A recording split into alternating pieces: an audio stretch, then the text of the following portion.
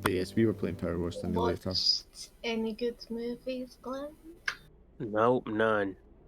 I'm supposed to be watching this one called The House with Clocks in the Wall for this group I'm in, but I haven't even watched that, so I haven't been watching any.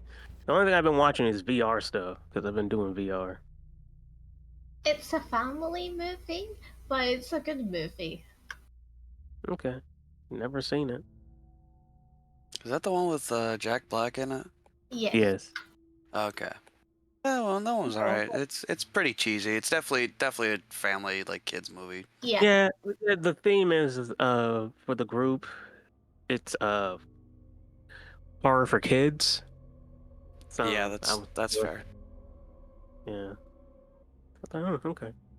It's very fantasy, isn't it? I would say, as in not fantasy, sci-fi fantasy, but it's kind of got that sort of time travel kind of thing, isn't it? I think I can't remember. It's if I recall, it's more like magic and stuff like that. Yeah, They're all wizards or something like that. But it's different. I don't know how else to describe it. It's been a while since I watched it. I only watched it the one time. I only watched it once as well, so yeah. Yeah, the only thing I've been watching that's fairly new is that new Dune Prophecy series. I still haven't seen. The only Dune I've seen was the one with the first one, the very first one, the old one. Oh, the old one, yeah. Yeah. And I can see why it was so hyped. I'm like, yeah, I can see why people really love this. The book's why it's hyped, not the fucking movies. Yeah. Well, sorry. I mean, I'll admit I've still not like read the books either. Exactly, literature, dude. Both of my parents though. both my parents were like super into Dune, so I was exposed to it for a long time. Yeah, I wasn't. I wasn't super into it, but it's like it's good. Has anyone watched From though? Because like the From season 3. I've not seen the actual, like, I've not like straight up just watched an episode of it, but I see clips on YouTube, and then I see like so many videos of like the From explained or the season finale explained. So yeah, it's basically lost. Yeah, so that's it's lost, but they actually have monsters. Yeah, and it's because it's similar enough to Lost that I don't want to watch it. I've watched enough Lost to know that I don't like it. Yeah, I hate things. Lost, I mean, I like some episodes, but I'm just like, I don't care. Exactly. I hate things that string you along. Yeah. Like, if it's gonna have a mystery, it needs to eventually give like some answers. Like Lost. I love the fact that. All right, wait a minute. Why did they kill a polar bear? That's kind of stuff. But like you said, it's like, man, why are we still on this fucking island? And then the island disappears. Like, okay, see, now it's all a dream. It's like the cheapest, laziest piece of shit. And then they all want to go back. Laura had me watch a film the other day, and the film was really good. But it's called Identity. It's from the 90s. Great cast, really good. I thought it was just be like a kind of slash thing with like a supernatural slant to it. But then the ending, the twist of it, really just undoes everything you're interested in because it's basically like it's all imagination. Exactly. People need to stop doing that. And then it's like you could have done that right at the very, very end, and it might not have been as bad. But it was still like the the Still culmination. 20 minutes to go. Yeah, there's a culmination of the plot still to happen, and you're like, well, none of this matters now because. Yeah, because it's all a dream. Like, you know, the stakes are And non-existent I get anymore. they're trying to make the twist and it's psychological, and you know, as I'm sure when they're writing it, they're like, this is really clever and cool, and I'm just like, this is just ruining this for me now. Yeah. Yeah. Yeah, it's like Game of Thrones. Well, let's not go there. No, trust me, that last season killed me. I'm like, I can't stand this now. More I'm than the done. last season, but yeah. Yeah, What was it? Game of Thrones, like, Was it from that film, the Honey, beginning. that I compared to Game of Thrones right away, or was it something else? I don't know, man. I think it was something else, but like we did talk about Game of Thrones, and yeah, I just felt like the whole ice scene where you couldn't see any, you know, like the walkers, and then That also could have been really cool and also designed. the Daenerys scene when she's supposed to be like all loved up with the Jon guy was just ridiculous. Yeah, I was after just she's I like didn't independent buy it. women the whole time. Because she's supposed to be this independent woman that just like, you know, I'm not saying she's soulless, but she's supposed to be Her kind of love is driven. the throne. It's the That's power, yeah. you know what I mean. That's her true love, is like the throne, the Yeah. seat of power. And then she's like, oh, but John. That was so. I was like, see, I when didn't at even that watch moment, the season finale, and I know all of this. So I was like, Yeah. I'm not buying that crap. Again, they said this before. I think we said this the other week even. The plot itself wasn't the problem. It was how rushed it was, so it made everything Yes. seem ridiculous. You know what made it even worse? Absolutely. Rushing to do Star Wars, and now look what happened to that. Yeah, he did. Oh, we don't even I'm want to like, fucking talk about Wars. that. I'm like, really? So y'all rushed for this shit? No, I'm out. And they lost their contract. But yeah, to we watched something. I can't remember if it was that film or not. And I was like, this is just like fucking Game of Thrones, when they were like, do you know who has the best story and should be king? Bram. And everybody's like, what the fuck? Bram? It was Really? kind of like, when did he join? Like, no, he wasn't even in the scene. Like, he was like an extra character.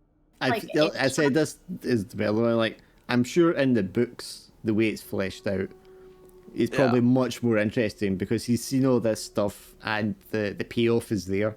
Do you know what I mean? Because they built up to it. But they didn't dedicate enough in the show to his like path to really make it feel like it was earned in any way. Yeah. It was like, oh, he's disabled. Let's give him it. Yay. Yep. We're inclusive. It would have been funny if it was I wanted to see more. I wanted to see more of like the walkers because I thought that was like Everyone really did. interesting. But Yeah, and see, and it's like when it came to I thought the idea was that okay, they lost the North, now they have to go over here and show her like, look, these things are real, okay? These things are not nice. But I think like if they'd have just like had them all being massacred and then it was going straight to like they underestimate it and then they get their asses handed to them and then they all have to join forces and pull in all these mercenaries and stuff like that to fight them off. Yeah, make it a bit more desperate. That would have been Lord of the Rings did it right. Sorry? And then they could have made Bran the king because maybe Bran would have done something or because he was I think it was one of the Hobbit movies. Yeah, it was the second one. How all the armies got together to just fight one. Battle of Five Armies. That was actually the third one. Yeah. The third one was the best. Like the first two, they should have just thrown Well- out and just had. Well, I mean, like, you could watch the extra fan bit. edit, which is all four of them edited together, and it's great. It's a solid 4-hour fucking movie. Oh, show me I that. remember watching that and I was like, wait, this movie's how long? And I got so worried, but I genuinely was like, I loved that movie. What's that link? Give me that link. That sounds cool. I've got it on my drive somewhere, mate. I'll get you the name of it and send you it. But yeah, it's fan what they edit, did- and it's all three spliced together without some of the unnecessary Oh, all stuff. three movies spliced together? All three of the Wow. Hobbit sliced together. Yeah, and it's just like one 4-hour movie. It's so much better. It really is. This is so good. It is good. I like Battle of the Five Armies on its own anyway. It's For just- sure. But I mean, it's just cool, basically seeing Warhammer play out. Yeah, basically. Yeah. But it needs to, not- but they had to Yeah. be the director's Now, one, I'm where you actually see the Yeah. dwarves, like, you know, all the elves shoot the arrows at them, the dwarves Yes. fire the yes, machine that dwarf chops all deals. the arrows. I fucking love that shit. Because that actually showed you how the dwarves were so fucking ingenious in like their warfare. Yeah, like, okay, yeah, elves and all their arrows and shit. All right, we got you. I like that because I it showcased the dwarves the way they love- should be. I really love. So are we ever gonna get like um, a pure dedicated like Warhammer like show? No, I really hope love not. Warcraft movie was good. I thought that was I liked quite Warcraft. interesting movie. Warcraft's good. Don't get enough good fantasy. Because like, Mr. Henry epics can't like even get that, one. man. Yeah. Like I'm gonna say, Warhammer. Yeah. One reason I don't think they should do Warhammer is Warhammer had a very dark, miserable, grim, dark setting, fantasy and Well, 40,000 one, hey, and Yeah. they've moved They won't more let away any from that example. in more recent years to be.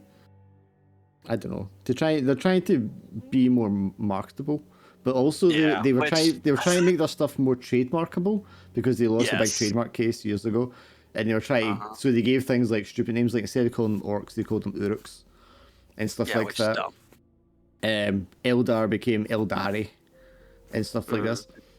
But in doing all this kind of stuff, they made it kind of more bland and uninteresting for me anyway. So I don't think they would do it justice. And there's Yeah. such a mishmash. I mean, I like the Bionicle little movie. they did. What's that? I like the Bionicle movie. Bionicle. Yeah. Well, that because Legos? the guys who made Ultramarines, those are the same people who made the Oh, like animated ones? There was an official Space Marine movie that was animated. Yeah, they that was made it. in the 2000s. It looked like they made in 1989. Yeah, It I was mean, bad. What was that cartoon? It was like a space cartoon. it wasn't like Oscar winning, but it wasn't bad. I don't know. Games Workshop is like been acting just really. Game stupid Workshop with my Games words, Workshop but, are a like, terrible run company. They're, Yeah, they're so incredibly now fortunate I- they make as much money as they do. Yeah, so now I really don't care if they just don't make money at all. Like, it doesn't matter how cool some of their products are. Fuck it, I'll pirate But it if I have to do like a series, like Yeah. the way it is originally is grim dark. So there's nobody as a good guy. It's just about a bunch of miserable shit happening with lots of cool things. Yeah. It's Yeah. not, If they it's not are set good up guys. for it's not set up for like a heroic tale that people would attach Yeah. themselves to. You know what I mean? No, So it's it doesn't really work very well for like mainstream media. The only like way that you could get the audience attached to, like, oh, these guys are the good guys, would be like the death of Sanguinius. That'd be it. There is a book. And he dies, so like. There's a book that I talked about before, and it's about a gene stealer cult, if you know what those are. And yeah. Because they're a cult and they live in this horrible place in one of the hive cities, they're all like grouped and banded together to look after each other, and their loving father, Yeah. who's actually a gene stealer. You know what I mean? And that's why they're all banded together because he looks after them, loves them, and they're all going to like help each other and rise and overthrow Yeah. evil oppressors and kind of shit. But they're a gene Don't stealer worry, cult. our They're only doing it so they can get eaten by the Tyranids. yeah, exactly. But that book is meant to be one of the best books that have been written in the kind of universe because it actually explores a niche where Yeah. there's some You fucking don't ever you don't see that point of view. yeah, it's more ordinary and relatable because it's a bit struggle and people pulling through for each other and all that. Most of the books and that kind of shit is just space marines killing stuff and they're kind of boring. Yeah. Oh my god, yes. Really, it's why I, for one thing, because the Ultramarines are like super popular, I fucking hate them. Orcs are the only faction I truly like. Ultramarines aren't super popular. Ultramarines are just the poster boys for the brand. Yeah, but It's that's not- why I hate them. It's not that they're super popular. Okay, let me rephrase. It's because I see them more often than I hate Yeah. them. Yeah, they're It's all the about the poster boys solid for it. like you're saying. Yeah. Don't Which get me wrong, again Space is- Marines what's the- 2 looks like an amazing game, but yeah, no, I'm still not playing it. It works, yeah, it's it works great. better for games. So it does, because you get the short stories, and like computer game stories aren't really that detailed in narrative and shit. It works better in that format. Yeah, but like long series, you would need characters that it would need to be something like likable. Ravener or Gaunt's Ghosts, which is either you're following like an Inquisitor doing an investigation, or like a just like a band, a company, a platoon, like Rogue Trader type thing, or Imperial Guard. Well, that's what Gaunt's Ghosts are. They're like an Imperial Guard unit, and it's just them and doing their shit. Yeah, that's fair. You could do smaller scale stories, but again, anytime you do that, it's not going to end well for anyone because everybody just dies. No. Yeah, even if there are good characters, either something bad happens to them or something forces them to do something bad. And the whole humanity is a totalitarian fascist regime. Yes. So it's not. It's basically like if the Nazis ruled the universe. It's not. And then we're Catholic for some reason. Especially in today's climate, it's not a setting you can just like play off that way. See, this is why if you're doing it properly. People are already trying to cancel Warhammer because of that shit. I was like, no, that if you turn it into a setting, or a series, that's not happening. Yeah. Like, if you were to do it from a sort of traditional story standpoint, it would be from like it'd be like one of the human worlds that had been left behind on their own for like millennia. Yes. From the original expansion. So they're like, it's a normal world with normal world stuff. And then these these people come in spacecraft and start landing and telling you, no, you're actually part of their Imperium and they own you and you're going to start, working slave camps for them and stuff. Yeah. And you would be like, seeing it from the point of view of the people who were there originally. But the thing is, you're not going to get a story how they overthrow the Imperium and win the world back, because that's not what happens. Yeah, no. The Imperium comes in, exports them all into fucking armies to go off and die as canned fodder, and then the world gets eaten by either orcs or Tyranids. Yeah. Even if it's before the Horus Heresy, like, even if the planets, rebel and it's like, no, fuck this, we're gonna totally maintain our independence. Fucking Angron comes out of nowhere and just destroys the whole planet.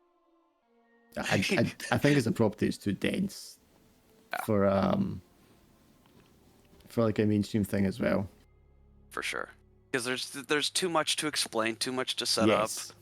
Yeah. So it would only be a series for the fans who already like it. It would alienate new people because it just wouldn't bother to explain everything, and if it did take the time, it would just be clunky as shit. The Fallout series kind of managed it with Fallout. Fallout has a lot of lore behind it, but Fallout has nowhere near as much lore as 40k or the fantasy one.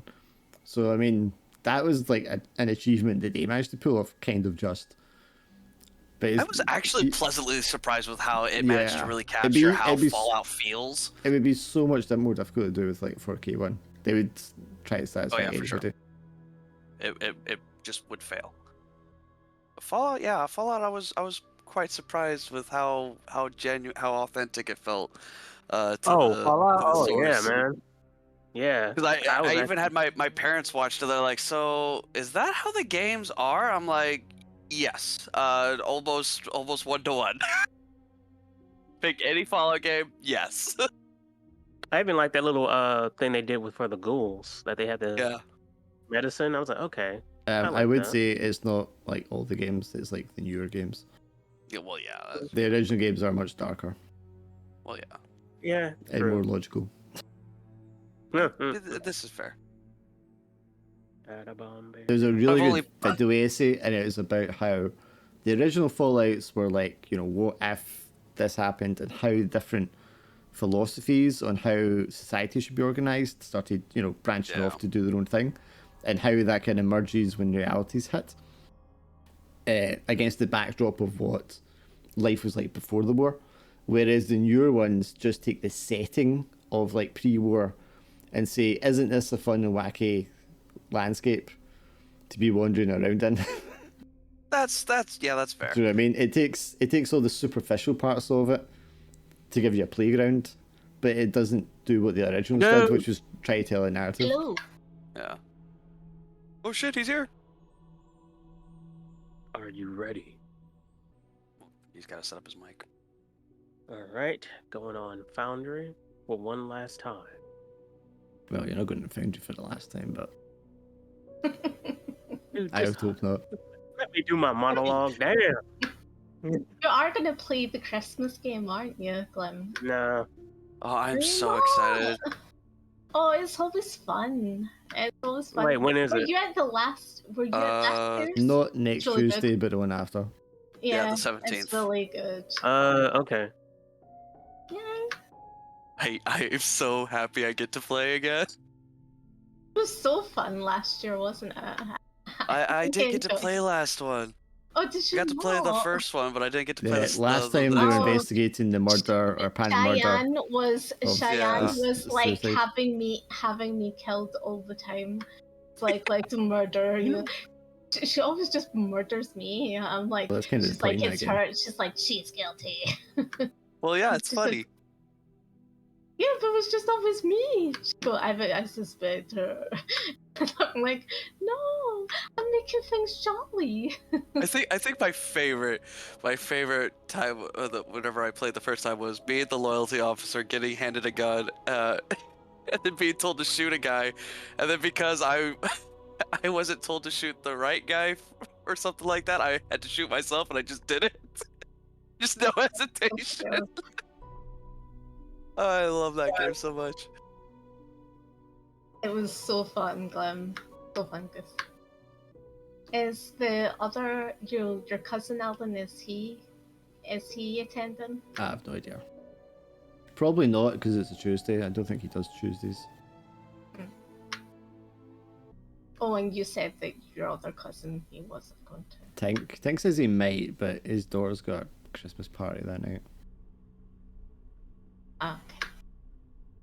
Sorry, I've just been informed that I might have to take 2 seconds to help load some stuff into my girlfriend's car real fast. 2 seconds. I told her. Why didn't you do that sooner? Because she's not here right now. She just now called me. She's like, hey, I'm like this far away. Could you help me Wendell, load some get your stuff? ass on your wooden spoon and get your ass out there. Why is that Yeah. a wooden spoon? Why is there wooden spoon? Why am I getting out there now? She's not here yet. Man, I was Whoa! Look, he did that. He didn't deny it. He didn't deny it. thinking about the Christmas game last night, and the thing I was thinking about in it, and I was like, why does this sound familiar to me? And then I realised because it was like the plot from Shrek with Rapunzel's skin. And I was like, I can't do that, that's too obvious. He's referencing you. Oh boy. He didn't deny that he had a wooden spoon. You were caught, Swindle. I'm so confused. Where the wooden spoon? Like what? Huh? Is that a fake thing? Rumpelstiltskin ran on a wooden spoon What? Did you? in the book. Did He he? ran on a wooden spoon? I never. Yes. Never heard. What? I'm so confused. Some deep Was lore that going It was on. in the- Yeah, I I've thought it heard was that a before. spinning wheel. The British one was a spinning wheel. Well, I mean, it's a Okay, German tale, there isn't a British one. And the American one, or the Well, the European. American one, he probably shoots somebody. Yeah. Pulls out his Winchester. Wow, that was very specific. Well, yeah. Spin straw into gold, exchange for $1,000,000 first one child. Yeah, I don't I have. always just I don't think have a spinning when, wheel to.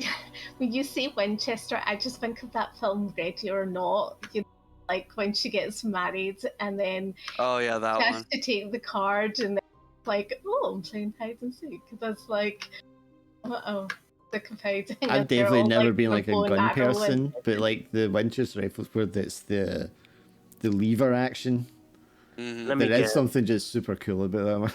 Let me Yeah, guess. there is something about lever actions on guns that's just super Have you epic. watched I love it, it. Glenn? Ready or Not? Ready or not? I love that song as well, just to say. But if I'm you surprised watch you don't have it- that game, Dark. Which, Ready or not? what do you mean the game? It's Oh, a game the- called Ready or Not. Video game? It's a tactical SWAT team type of game. Mm-hmm. Oh, like the Breacher one. Yes. Right. Maybe I might have it on my wish list. I don't know. Is that a VR one, or is that just like an ordinary game? I think it can be VR, but I think it's more just like an ordinary game. You know what? Thank you for saying that, because I just bought a VR and I'm just playing all the games on VR. So. And what was the VR game that we were saying that looked really scary? Was it the climbing one, wasn't it? That looked really freaky? Do you guys remember it was a streamer game, and it was the climbing one, the guy with like the bottom half of his body is like a cauldron. He's got a hammer. Yeah. And he's trying to climb the train. Get over it, get over it. There's a VR game of that now. Nah, I'm good. First person. I was like, how would you even do that? I would fucking throw up. I'm deeply terrified of heights. Why would you think I'd have Ready or Not? This is an FPS. Oh, that's right. You have a hatred. I don't have a hatred for FPS at all. What are you talking about? But I'm not a big FPS player. Anyway. Damn, what the hell is the name of that game? Because I have it. All I know that Power Wash was really good. Like, one reference to video games just. Well, that's my only reference to like games. That's Civ 4. And Civ 4, I love Civ 4 and Stardew Valley. That tracks. And you get her playing Armello. She has that. Oh yeah, definitely. Anyway, if we can stop talking about shit. So when we left, Keen was dead. He was mouthing off as he's want to do. Yep. And then he won't hear the shots. I mean, for you, it's lights out. You're not there anymore. Yep. That's it. I'm still drugged, ain't I? But for the rest of you, his body just does the bang. One side of his head just blows out, spraying blood all over Gloria. And then his body just drops like a sack of potatoes. Oh. Adam. I mean, you're not out, Adam. You're high on morphine because she injected you. Well done, Gloria. And you're lying in the back of the truck. The others are standing just at the end of the truck on the outside. And you hear the gunshot. Okay, what can I... Okay, I don't lift my head up, I just look down. Was the doors closed or what? Yeah, you look down, you can see your feet, the outside, the blue sky, you can see the fields in the distance. Milo Brownslaw is standing there. And he's facing, and he's like yelling at Gloria. He pulls out a pistol. Gloria, you're just like stunned for a second. Gunshot, what the hell happened. There's a soldier off to the left. And Milo is yelling something at Gloria. He grabs her by the arm, pulls out a pistol. And then he's like yelling, just yelling at people.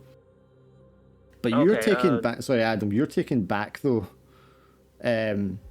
To when before you went into the villa in Italy, when you and Johnny were there, just kind of like readying up, getting ready to make the charge, and you can like hear Johnny's patting you in the back, running his hand round to the front of your chest with a hand on it, and saying to you, "Now, don't you be getting yourself shot out there. I want you to be taking pictures, make me and the guys look good. But when we get out there, you need to keep your head down. You understand? Adam, you with me? Do you understand?"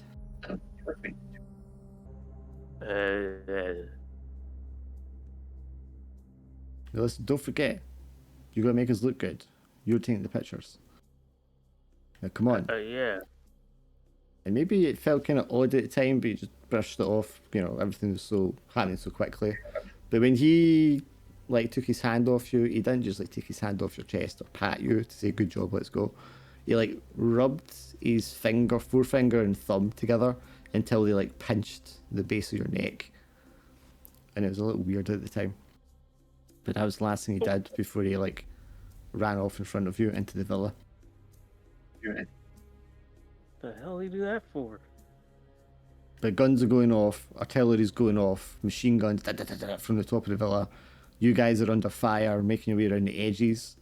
There's like a kill zone set up. Someone makes a shot. There's a yell. Go, go, go, go. Sniper's down, sniper's down. And you just make a run for the villa building. You're inside, you're scared. The villa looks empty. There's gunshots going off upstairs. Johnny kicks open the door and runs down into the basement. Another couple of guys in your unit run past you. And you're kind of like standing there with your rifle and your camera. What's your first instinct?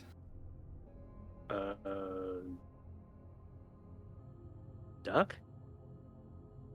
So you get down behind some furniture, shots are going off, something smashes, you can hear yells, screaming. You look around, you can see the dark doorway into the basement that Johnny ran down. No one else follows him down there. I go and try to get him. Are you like creeping down? Do you just run in? Creeping down. You start creeping down the stairs, this dark basement. You can see large wine barrels on either side, and like a long passageway straight ahead and one off to the right. You can hear like a slurping, cracking, slopping kind of sound. Wait, how's it smell? It smells like somebody set fire to some tires down here or something. Yep, moving out. Nope. No, wait, I go. Have camera ready. Know that smell. Yes, although this is the first time this is happening to you, it feels deja vu-ish. And of course, in your sort of deluded dreamlike state you're in just now, you're of course reliving a memory, but it's as if it's also kind of happening for the first time, but you know it's happened before. You peer down the passageway between the barrel casks, and there's something standing at the end in the darkness, and there's like a plopping sound as something like slaps onto the ground in front of this creature. Do I see it? You see the creature standing there, silhouetted in the darkness, and in front of it is like what you always presume to be the body of a soldier. But this time you can see more clearly, because you're there in the moment. It's not the body of a soldier, not the full body. It's like the rags of a uniform. The face of Johnny is on the ground, bloodied, but it's more like a mask of flesh that's been torn off and dropped on the ground. I can't take a picture, can I? I mean, you want to, but for whatever reason, you never managed to. Yep. Your arms feel heavy. They don't really respond. In fact, nothing's really responding to what you want it to do. And you hear a voice sort of whispering inside your head. You will be my eyes. You will be my compass. You will go where I need you to go, and bring me there when the time is needed. And then there's the bang of the door to the cellar, of a gunshot upstairs, of a gunshot happening outside the truck just now in real time. And you look down and you see Milo standing there waving his gun around. You see Gloria standing to his side, he's grabbing her arm. You see a soldier off to the left. And behind them all, at the edge of the field, you can see the creature, broad daylight, standing there as you're lying in the back of the truck. Now what would you like to do? Does he see me, or the creature, I mean? It's staring right at you all, yes. I guess I try to gesture it to kill the guy with the gun. The one with the Mauser. Waving your arm. Yeah. Gloria, this gunshot's gone off, blood sprayed over you. Milo grabs your arm. And he's like, "You do what I tell you. You answer my questions." He's going to turn into a monster now. What are you talking about? Kian, you shot him, but you don't realize he's going to be a monster. He's infected. He's going to be a monster. He says something in German to one of the soldiers, and the soldier grabs you, Lewis, by the arm and tells you to get inside the barn building that's beside the truck. Dear God, man, what are you doing to us? Look, we'll do whatever you ask. Just calm down. Don't wave guns in people's faces. It's God, what do you want from us? You're going to answer my questions. You're going to tell me what I want to know, and we're going to find the artifact. What is that one doing? He says, pointing his pistol at Adam, who's lying in the truck, waving his arm. Sorry. He's full of morphine. He's delirious. He'll be all right. Schultzman, bring that one with us. And the other soldier grabs Adam by the ankle and just starts hauling him out of the truck. Adam, this whole time, the creature is just standing there motionless at the edge of the field. You're pulled by the ankle out of the truck and hit the ground after falling out of the back of the truck. And the man just unceremoniously drags you by the ankle towards the barn. Look, we're get in out! danger. Kick him. We're all in danger. He's gonna turn into a monster. This one, he says. Kick him off and get up. Not that one. The one that you shot. And when you talked about the tablet, basically, he did shatter the tablet, and this other guy was screaming on the street trying to fix it back together again. It was in so disrepair, as in it was in so many pieces, that it would never get back together again. There's no possibility of that. It's all over the road. I didn't come this far. I didn't give up so much. I'll show you where this to road lose is. at this I'll show you where point this road because is. your friend was too stupid to keep the hold of the one thing that I could have used to bargain. Well, it's broken. It's gone. Unless the German guy is found some way of fixing it, and he was still trying to put it back together. Adam, you're like kicking and thrashing at this guy who's like pulling you, and he like lets go of your ankle, and then just like ratchets a bullet in his rifle and points it down at you. Look, leave him alone. We'll do what you want. Just don't shoot any more people, for God's sake.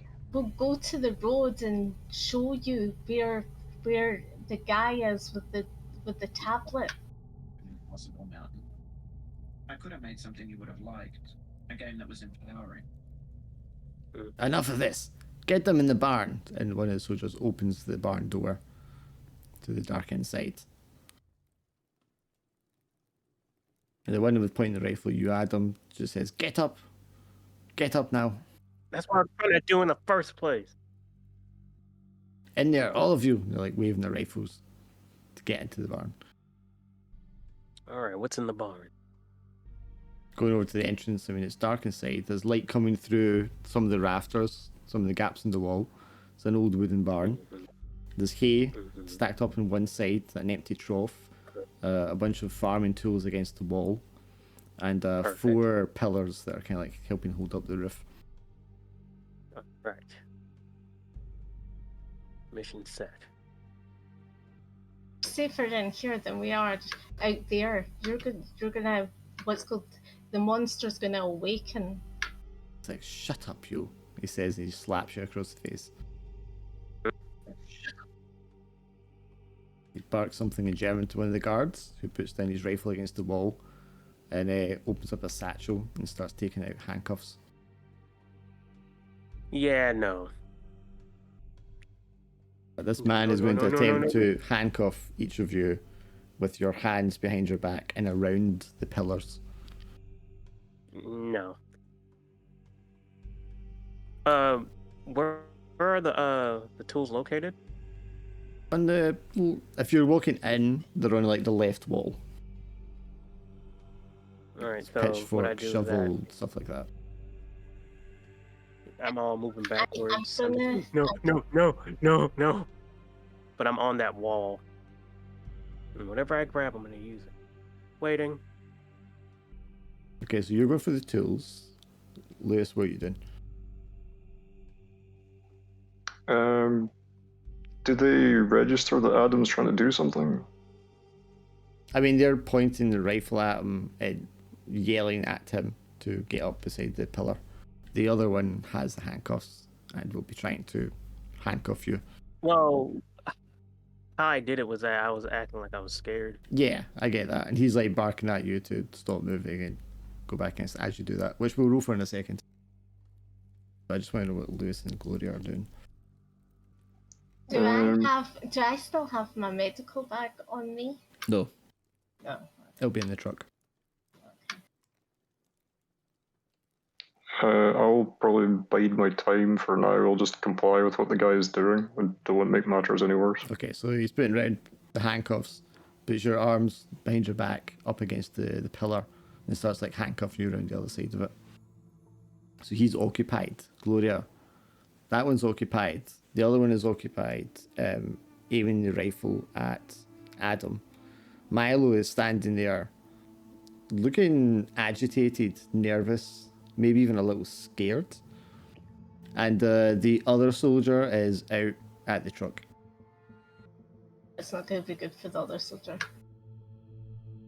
So what do you do, Gloria? Are they pointing it at me? Milo will be like waving his pistol around, pointing it at you. Alright, okay. Well, He's got you by the can arm with one hand. And there's nothing I can do till he goes away. Well, I mean, there are things you could do, but I'm just asking you, is there anything Yeah, to do? like, I don't want to get shot. So, Okay, so you're scared, not really wanting to comply, but at the same time, not really willing to risk getting shot. yeah. Okay. So Adam, you pretending to be scared, backing away. Mm-hmm. Well, do you want to make me a roll for other actions then? All right, what other actions? What, investigate? Other actions, you're right. Other actions, and you'll have 2 dice because you're trained. Hmm. Okay, so if you want to succeed, you do the same roll with the green dice. Or else you can just take that. Okay, that's a full success. So you're going to get over there to the tools as you want. Which tool are you going for? Well, you said this guy has a rifle towards me, so Yeah. I'm gonna go for the smallest one. Now you just said that's just a big accessory of tools, or just certain. A whole bunch of farm tools, everything you would need for like gathering crops and mucking out the stables. So that tells me that the sickle's up there. Okay, Yeah, something like sickle that. it Yeah. is. Yep. I take the sickle, but I don't grip it yet, since it's all hanging. Technically, I think it'd be a hand scythe, which is a little different for a sickle. Be longer, better as a weapon, to be honest. Oh, the hand side, yeah. Yeah. Now, how close is that guy? Well, I mean, he has a rifle. He doesn't have a need to be too close to you. So, Exactly. like the width of a room, you're kind of like, so maybe 6 to 8 feet away from you, something like that. I mean, I could try to launch it towards them. Nope, rake. Take the rake and I try to spear him. Right, swing it at him. Throw Okay. it at him. Same roll, 2 dice. And again, if you want to succeed, you'll need to do it with insight. You know what? This is the last game. It's time to Go all Oh, out. You have crazy. luck still as well, in case you really balls it up. Oh, don't worry. I'm gonna hold that down. There, look, brilliantly. Yeah, 6 does it perfectly. So what do you want to do with this rake to this guy? Because you're going to do it exactly the way you want to do it. Okay, so I moved back, and you said this guy's holding. He's like, "Come back over here. Come back over here." Yeah. On the third come back, I grab the rake and I just throw it like a spear at him. Smacks him in the face. The rake? Yeah. Well, you throw it like Okay. a spear. So the head of it is going to like just smack him in the face. His gun will go off. Bang, shoots upwards into the rafters. That causes the guy that's handcuffing Lewis, who's only handcuffed like one of your hands at the moment, to kind of like, just for a second, like draw his attention, and then he reaches instinctively for a pistol. All right. Milo pulls Gloria further towards him and puts his pistol up to her head and uses her like a shield in front of him. The guy that's outside of the truck, you hear like the truck door slam because he's also like running in to see what's happened. What do you want to do, Lewis? I guess it's all kicking off, so I'll probably try and get the pistol away from the guy that was handcuffing. So you're not trained, so you get 1 dice to try this. Yeah, this ain't gonna go well. Will it? I have faith. Me too. Well, I mean, it's easy to have faith. I'm dead. Yeah, you need to have faith. You don't have anything else there. They do As far something as else. I'm just with concerned, this. my- Okay. So, Lewis, if you want to succeed, Lewis, you can roll that again and you add the green dice. And you also have luck. You do have luck if things go terribly bad. But that's a 6, that's perfect. Oh. So that guy's momentarily just like, what? Goes to reach for his pistol, and you just turn around in the direction where the one handcuff was on you. Turn around so you spin around the pillar and just like grab the pistol out of his belt before he gets the chance to. What do you... Then you both see like Gloria getting pulled back and the guy using as the shield. The other guy comes in at the barn, from the barn door, illuminated by the sunlight behind him, brandishing a rifle as he comes in. And he like looks left, looks right, raises the rifle and then yells at Adam, telling him to get on the floor, get on the floor. Do I have enough time to shoot the guy with the rifle? You can try, yeah. Roll the dice. Because I feel like if it's, if he's in silhouette, I'd probably get a quite a clear shot. So yeah. Doesn't matter, you still only go 1 dice. Yeah. I just like logically, I think that's why I would go for that. Yep. Yes, you lay off the shot, bang, and he just like drops to the ground. So the guy that got bonked in the head with the rifle, he's stunned a little. He's still holding his rifle. It went off like uncontrollably. He staggers back a little bit, shaking his face. It's like being like all scratched in his face. And he moves over to like smack you in the face with the butt of his rifle, Adam. And then the other gunshot goes off, and the other guy goes down. So he tries to gun butts me? He's going to run up and try to butt you with the rifle. I'm still by the wall, ain't I? Mm-hmm. All right. Double time. Block? Oh, parry. No, parry. I'm a parry. Okay, so you're going to try... When he goes to butt you with the rifle, you're just going to try and grab it. No, I'm trying to parry him. He can keep his damn rifle. So just push it out of the way, and then what was like the follow-up to that? It's the parry and then attack. Or like a counter. So like a counter with push him aside and then just punch him in the face? Sure. Okay. Yeah. 2 dice. Other action or? Other action, yeah. Well, it's not investigate. So it's going to be other action. Man, okay. Ace now the 6s. And Wilson is back. So you don't just punch him in the face, you like knock him cold. And he also just drops to the floor. Adam, the one who you took the pistol off of, just kind of stands back, arms raised for a second, because you've got the upper hand there. Milo still has Gloria, and he starts yelling in English. All of you drop your weapons now, or I kill her. Okay, I want to do something because this is getting too for me. Poke him in the eyes, like... Just jab him in the eye, yeah. Yeah, jab him in the eye. Probably gonna have to use the luck. Okay, you got 1 dice. But you've got 4 luck, so you're fine. Oh, yeah. Let's see if a miracle can happen. Worst case scenario, she uses all of her luck and it's a 5. Yeah, it's probably gonna be that. So either one way, dice you're good. Oh, you got 5 anyway.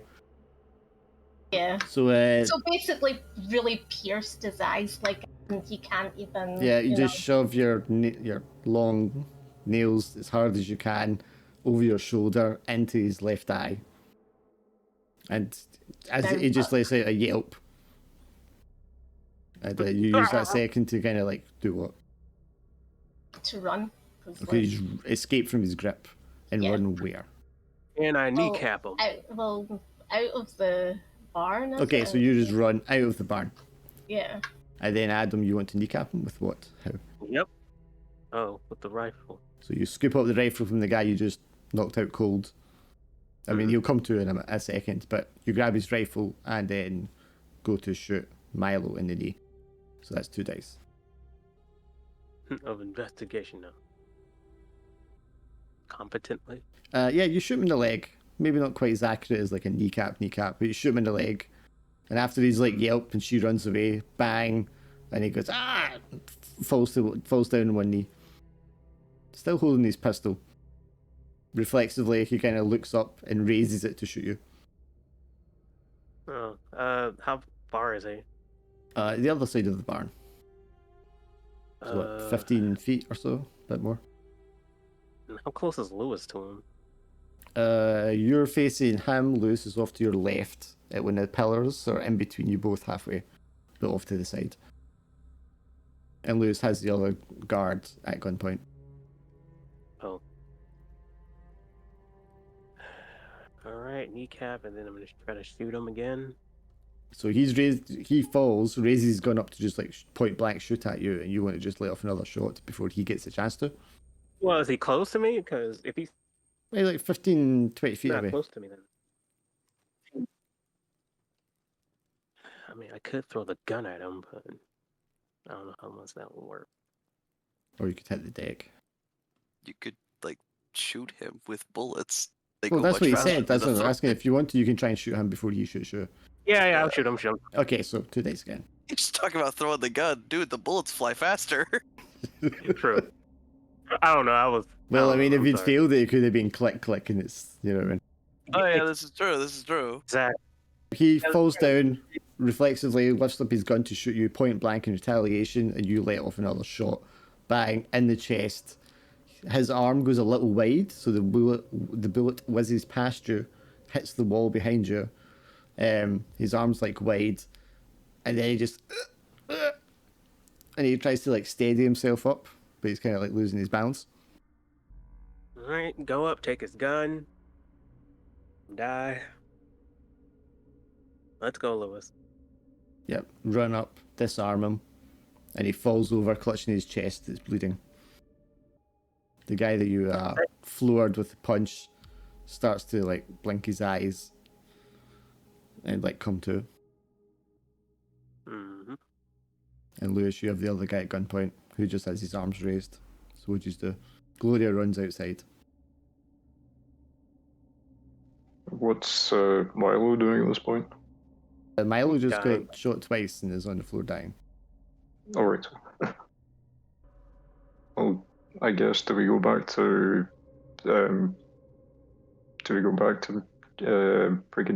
Brigadier Noble? No. What was his? Well, you what was still his have rank? this other guard that you're holding at gunpoint, and there's another one on the floor who's waking up.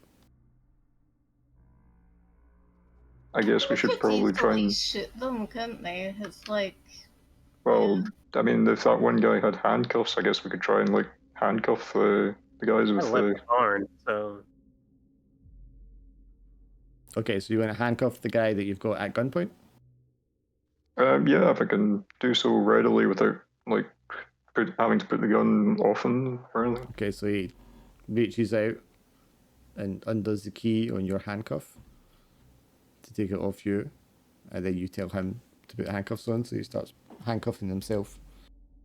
The other guy's like, and then like wakes up, realizes what's happened, pads around for his rifle, which you already have, Adam. mm-hmm. So, I mean, what'd you do when you see him doing this? Me? Well, yeah.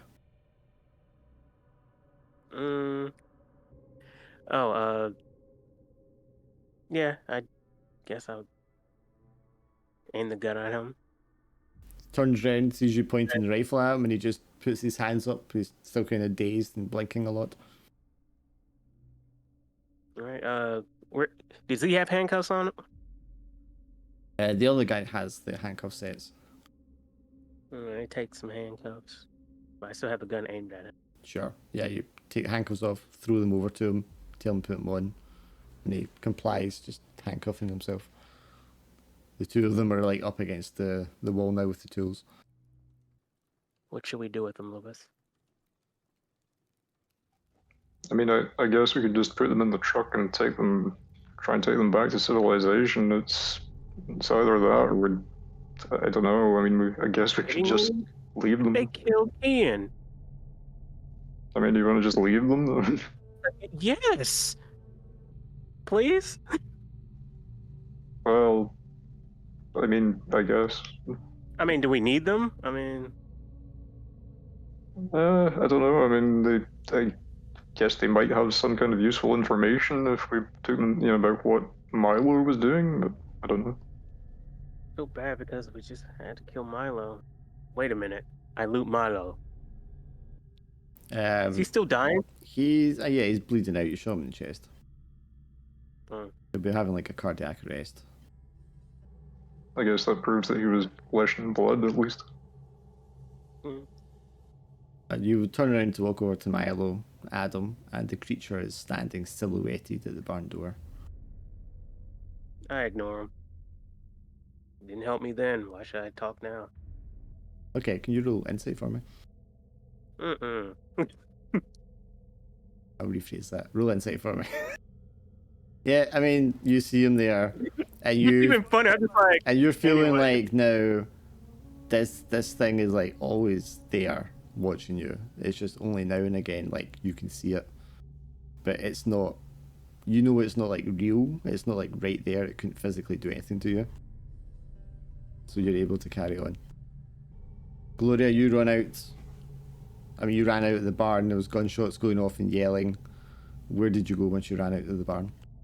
No, I'm just like at the sort of side of the barn, as in inside the barn, but just kind of like, the doors, where the doors are. Right. of the Yeah, barn. you ran up to the doors. That's what I'm saying. What Yeah. did you do then? 'Cause there was still shooting going on. Well, I'm just like waiting, just like looking around.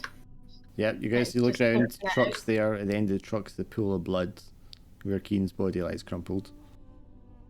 There's the fields around you, houses in the distance, hills, clear blue sky above.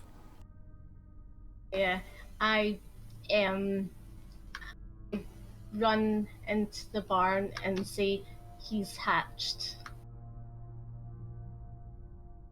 Guys, he's hatched. He's hatched. He's now the monster.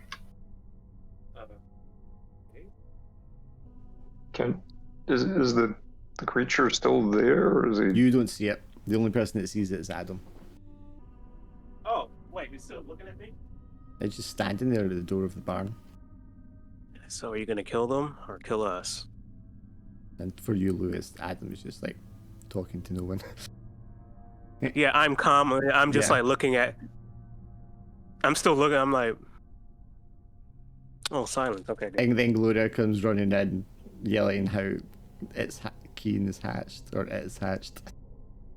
He's hatched. What? And I walk up to the door. You approach the door, the creature's just no longer there. I'm not bothered because he didn't help me then. Yeah. Why should I care now? You walk out. Keen's body is lying exactly where it was. Gloria, he's. I mean, yeah, he's dead, but It looks crumpled to me. Well, crumpled as in he just dropped down, straight down. He's dead. What do we do? Well, I guess we can't. Well, wait. leave. Do Milo have anything on him? If you're searching Milo, he has the notebook, the journal that you took off him and then gave him back earlier. He has his pistol, he has some cigarettes, lighter. He has like identification documents. And on his left arm, like his left lower forearm, he has an intricate tattoo of a serpent. What? like a snake coiled around his arm. A tattoo. No, of I it. heard you. I heard you right away. I just got Yeah. hell. Is he still dying? Yeah, I don't think he would die that suddenly. Oh, okay. I tell him, once you die, say hello to Kian for me. I walk out. He spits at you. His last act of defiance before he dies on the floor of the barn. We should never have trusted him. We trust too many people. I think we should go to the army camp and tell them what's gone on. I guess we'll have to go back to I want to say Major Noble? Is it Major? I think it's Major Brigadier, yeah. Major Brigadier. Yeah. I can't remember if it was Major or Brigadier. It was both. Kian's dead, so I don't think nothing's gonna, I don't think anything will reproach us, but I think we should go back to the camp. Yeah, I think it's all we can do now. I don't think we can leave Kian like this, though. We're going to have to take... No, we're going to take us. him. Strange enough, I could have swore I heard him to shoot the gun at Milo, but I'm not sure. Out of character, that was when Swindle told me to shoot. Yeah. No, I mean, you're in a bit of a crazed state. Makes sense. If you guys can, like, put him at the back of the truck. Okay. Obviously, one of the guards, the one that was killed at the doorway of the barn, he has the keys on his body. The other two, who are still alive and handcuffed in the barn, what do you want to do with them? Oh, Put them I at have the a back lighter. of the truck. Daenerys. And put them at the back of the truck with Kian. No, fuck that. They killed our comrade. I don't care if they all burn. It's straight to war crimes. Okay. I'm just saying, like, then we can take them two in, and then Brigadier will be happy with us because we've made a mission, as in we've got two what's called German prisoners, so we've done a good job. So let's put them at the back of the truck. What do you think? I think we should put them at the back of the truck with Kian. I feel like doing first. Okay. We'll do your way.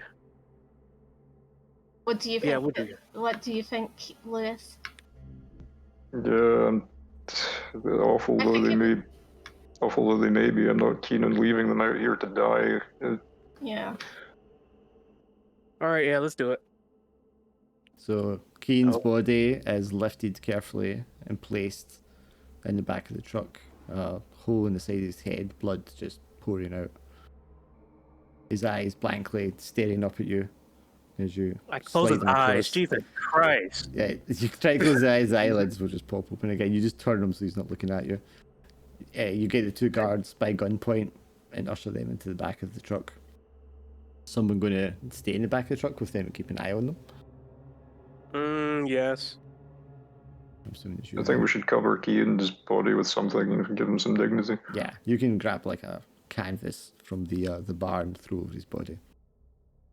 There is obviously the smell as his body is soiled itself at the moment of death. Why would you? That's what bodies do. That's what happens. Empty their bladder and their bowels. So bleak. Yeah, that's kind of what happens when you get shot in the head. Or dead at all. Poor Kian. You load him up in the back of the truck with the guys.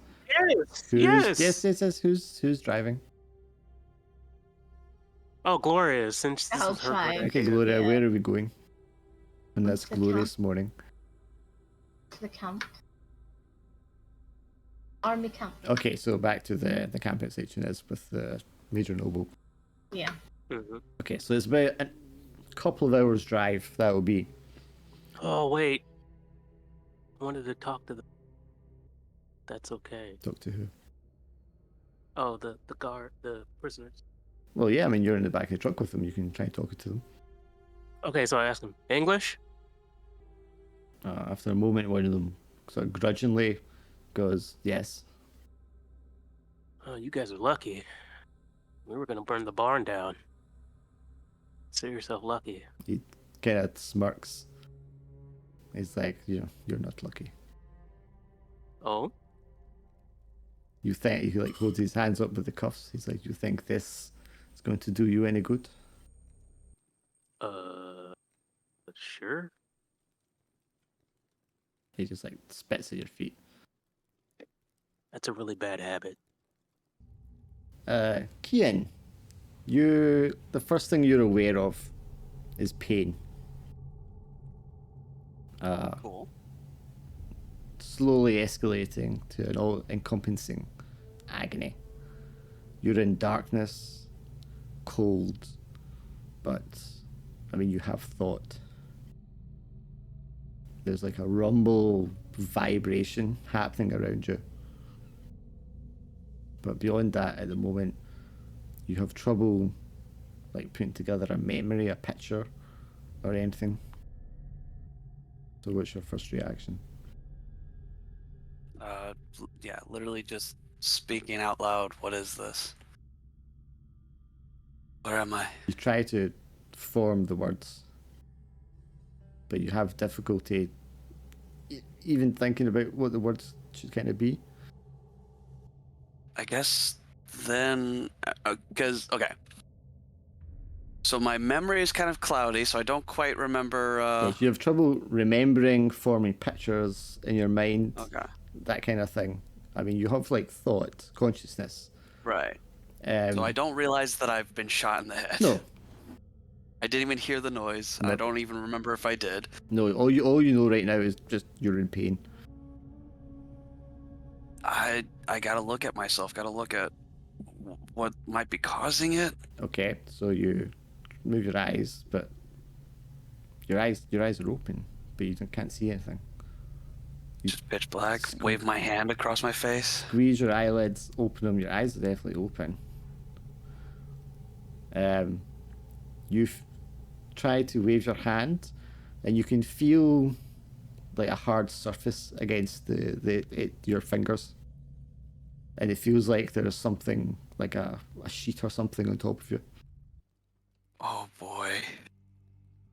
Oh jeez. Well, that doesn't seem like it should be there. I'll pull Insight, that off please. of me.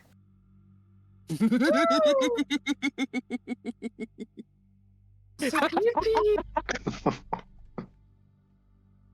There's a flash, and you can remember like a scream, the pain hitting the ground,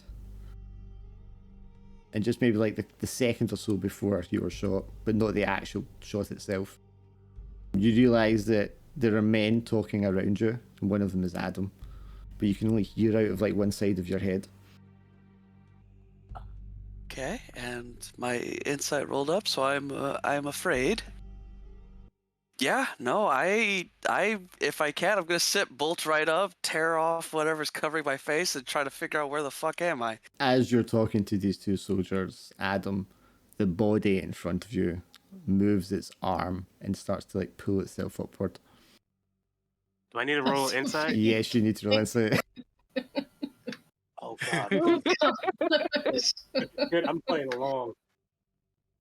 You keep it together, but you realise this really? body is reanimating. You don't know if it's him. You don't know if this is like the monster thing kicking in. You don't know what's happening, but the body is animating and moving. Oh, well, Freaky, since it's freaky. King, am I King? I don't know. You don't have memory keying. That is like that part of your brain was Oh. blown out. It's not there anymore. Oh shit. You have player-wise, I need to let you know so you can do this properly. The front of your brain is there. You have the forebrain, the frontal cortex. You have thought and processing. The back of your brain, the basic animal part of your brain that controls like motor function and connects to the spinal cord is there. There's tenuous strands linking those together. I had something obviously supernatural going on, but yeah, sure. the majority of your like brain function is gone. Fuck, so I don't even know who I am or. And you can't see. You're blind. Yeah, no, at that point I'm reacting off of fear. Definitely. What are the other two? Well, you're in the just front like thing, so you're like driving, and you can hear Adam like talking, and then you're not aware of Yeah, anything no. bad happening yet. yeah, but like, can Yeah. you tell us what the other two's reaction is? Yeah, You when know, the body starts moving, like the two guys like, oh shit, and start like shuffling either side to get away from the body. Yeah, no. So there's movement. I can't see. I don't recognize anything. I don't even know what I am. So this is a deep, And you're just in pain. deep primal fear. Yeah, and I'm in pain. So I am going to move away from whatever's moving. Okay, so you hear them kind of like sliding as they go, oh shit, and they make noises, and that's the ear you can hear from. So you move in the other direction and start leaning, falling towards Adam. Adam, what'd you do? Yeah. Body like All right. gets up Adam. on its kind of like leg, almost standing upright, and just like starts falling on top of you. I'm like, hey, it's okay, man. You I see know this ear. one side of the head is just like missing. And in there, in the bloody mass, there is like this black, rubbery looking tissue that is just like squirming around in the mess. Is it mending? I wouldn't describe it as mending, but it's doing something in there where the brain tissue should be. So can Kian talk? Or... I mean, imagine two eyes, the body gets up, and there's no way that that's like a living person. So whatever it is just doesn't seem human to you. I'm definitely not looking around with any type of recognition. I'm probably not even making coherent words. I'm just making noises at this point, and I'm very afraid. Has the sheet fallen away from my face? Am I still blind? Oh, I mean, you're blind anyway. You can't process so. the signals from your eyes. Oh, whoa. If you turn around so you're facing Adam, your pupils will be as big as they can be, so it's just like black with like the white of the eye. Yeah. Completely dilated. But I mean, you can't see anything, so you just turn around and there's just this black eyes Adam, and he's just like, as he turns around to you.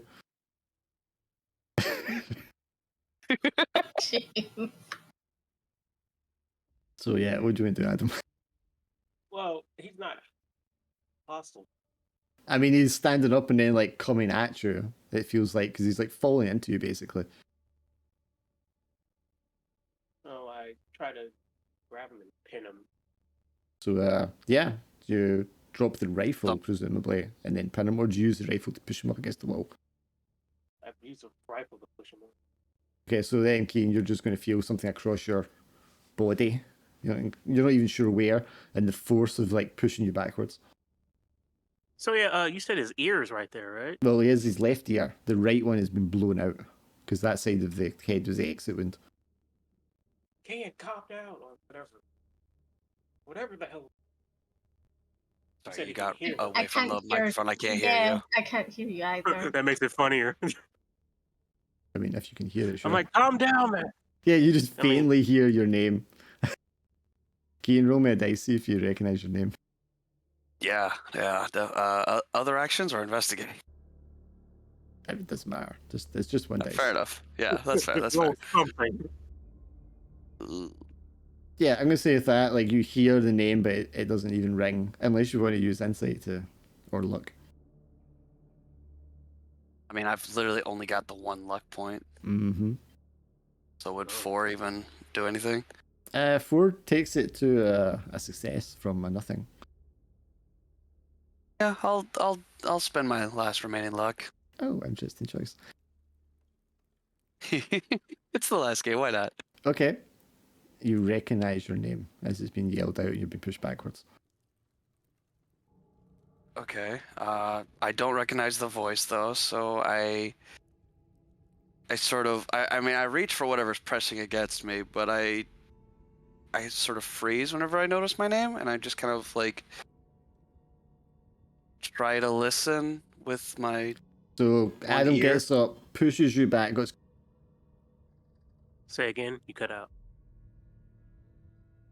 Fuck! I don't know why my push to talk stopped working there. Right, you get up, you push him against the truck, you shout key in, he reaches up to grab you, go, "Ah," and then like just kind of like stops doing what he's doing. Can you hear me? Kid. One of the other prisoners jumps out the back of the truck. Oh fuck. Oh, the driving truck? Yes. The other one is backed up against the driver's cab. Crap. Now you guys in the front can hear there's definitely a commotion in the back. What's going on out there?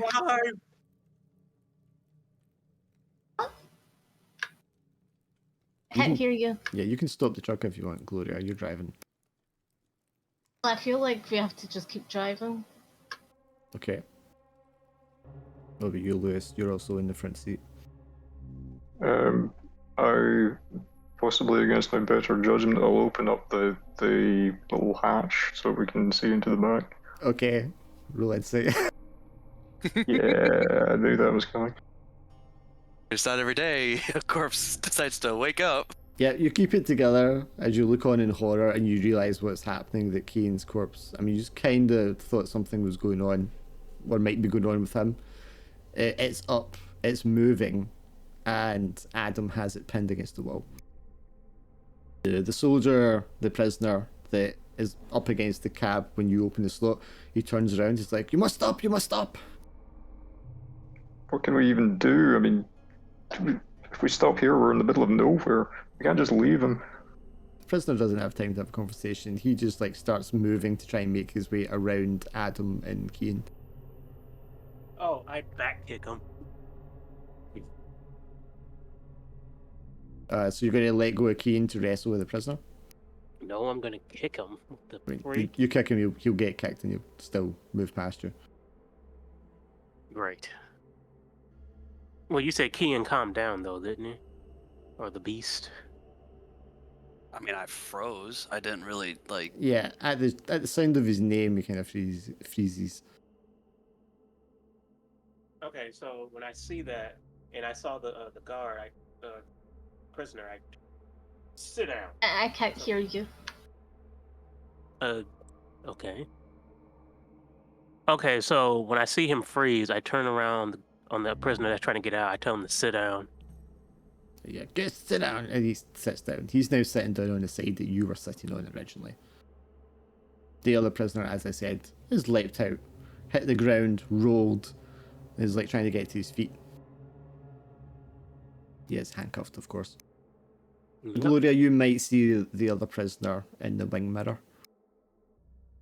Okay.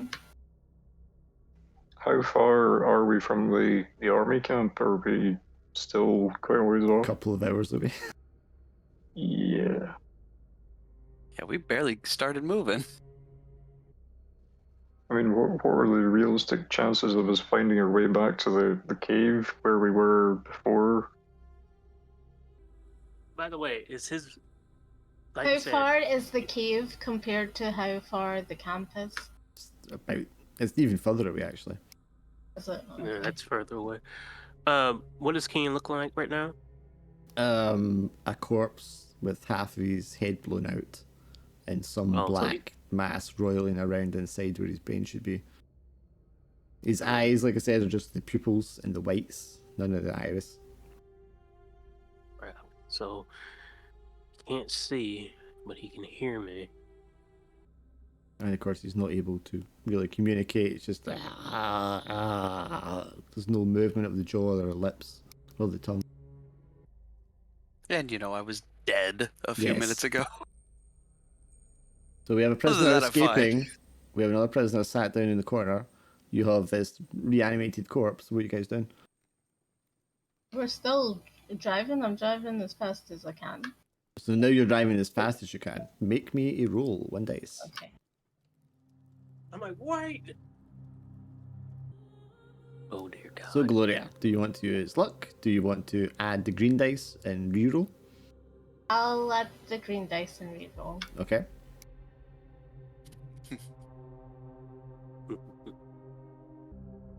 So that's still not going to be the success. Do you want to do that same roll again? Yeah. You can do it as many times as you need to. Nope. Do it again. You might as well until it succeeds. Yeah. Oh, had to be that way around. Okay, Is that not good though? Yes, it is, but it's not good for me because I want your insight to go up. So you Yeah, he wants... you hit the pedal fast as you can, moving between carts, camels, horses, donkeys, the lot. Going full pedal to metal through the town, past the inn that you were at. On your way back to Tunis, and to take the by road to go around the edge of the city to take you. So you're going to avoid traffic, you're not going to crash, it's not going to overturn. You keep control of the vehicle even though you're going at speed. You're such a good driver. Why don't they let more women drive there? Yeah, that's I can be a doctor and I can drive. Yes. She's multi-talented, come on, okay? That's because you gave her all the good traits. So, yeah.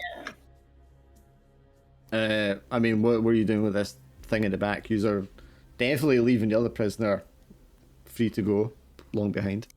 Well, the other prisoner long behind, that's fine, but at least we get one. And I'm going at a speed that he would not be wanting to jump out at. Well, he's already... Oh, this one? Yeah, he's not going to jump out now. You're going too fast. Are we nearly there since I... No, it's going to take still over an hour and a couple of hours. You're just doing it at speed and you're not going to crash. You said an hour is probably... Right, but I need to know what the deal is with this creature out the back. Does Kian seem hostile at this point, or? What'd you do after you freeze, Kian? I think, yeah, because Adam kind of pulled away from me to deal with that guy. I think I'm still trying to like. I recognize that someone called my name, or said a word that I identify as my name. Yeah. But now things are moving. I'm in a unsteady ground. I think I'm trying to get away from the movement. So the movement is obviously all around you. The ground itself you're standing on. Yeah, I think I'm just trying to find a place that seems steady and safe because I can't see. I don't know what's going on. Don't remember a whole lot. I'm in pain and I'm frightened. Okay, so I'm definitely running on like animalistic basic instincts at this point. I'm trying to find shelter. Yeah. Okay, let's roll the dice. Okay. You can add the green if you want to reroll. Which you don't have to do, but you could. Yeah. I mean, yeah. I want to find shelter though. Okay, make an insight roll. The realization comes onto you as you flail around and move that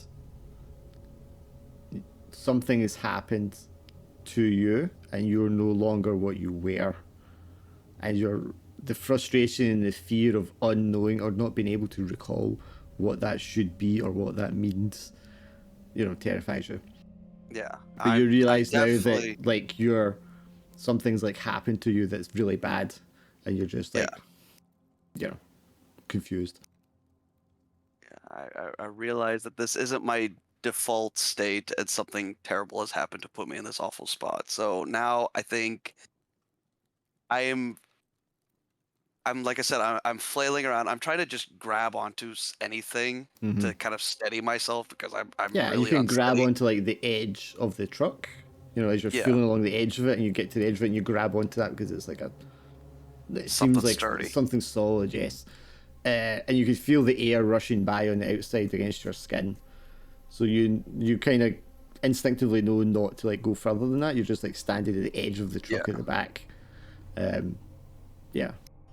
I think from my perspective, I'm asking a lot of questions like where am I, what's happening, what's going on, blah blah blah. But I think what everyone else perceives is just me getting incredibly more vocal. Yeah.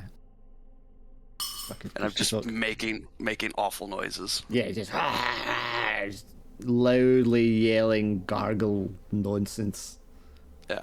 And for a moment, Adam, you think the zombie's going to like leap out of the truck, and then it just kind of stops at the edge. It just like clings on for dear life at the corner. All right. The man beside you, the Nazi, is saying something quietly, and I mean, it might be German. You don't know what German really sounds like, but you don't think it's German. Is he like Is he like has his head down and all that? He's like curled up in the corner, trying to stay as far away from Keane as possible. He's praying. Of course, I know what praying looks like. Sure, but it's the language. It's not Latin. You know that. You know what Latin sounds like. You don't think it's German, but you don't know what other crazy European languages these people speak. Hey, wait a minute. What are you speaking? He ignores you, just closes his eyes really tightly and continues. The creature you can see is now standing in the truck with you. Motionless, just staring, dripping. Alright, he can't see it or hear, so... The truck bumps along the road as it goes over a rock. I think Kian takes like just a wild like swing with one of his arms. Instinctively, he like sweeps out at nothing. Just constantly on guard. Do you turn around as you do that?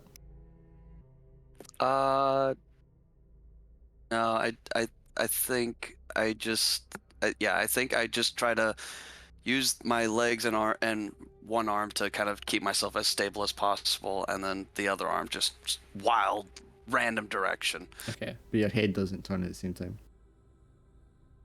No, I don't think so. Okay.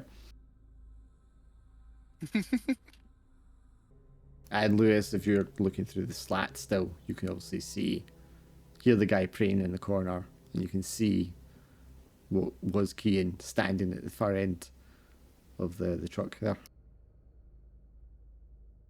And probably as you go over like a pothole or something, you're like, well, this looks like he's about to fall out.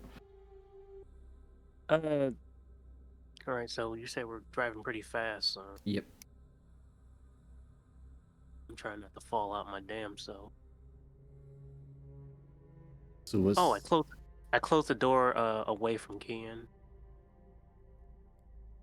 Yep, you can lean... Okay, so you can lean over past him, pull the door shut. Yeah. If I feel movement, I swing again. I mean, if you swing, you probably like hit up against his chest, but you don't have like a huge amount of strength going on there.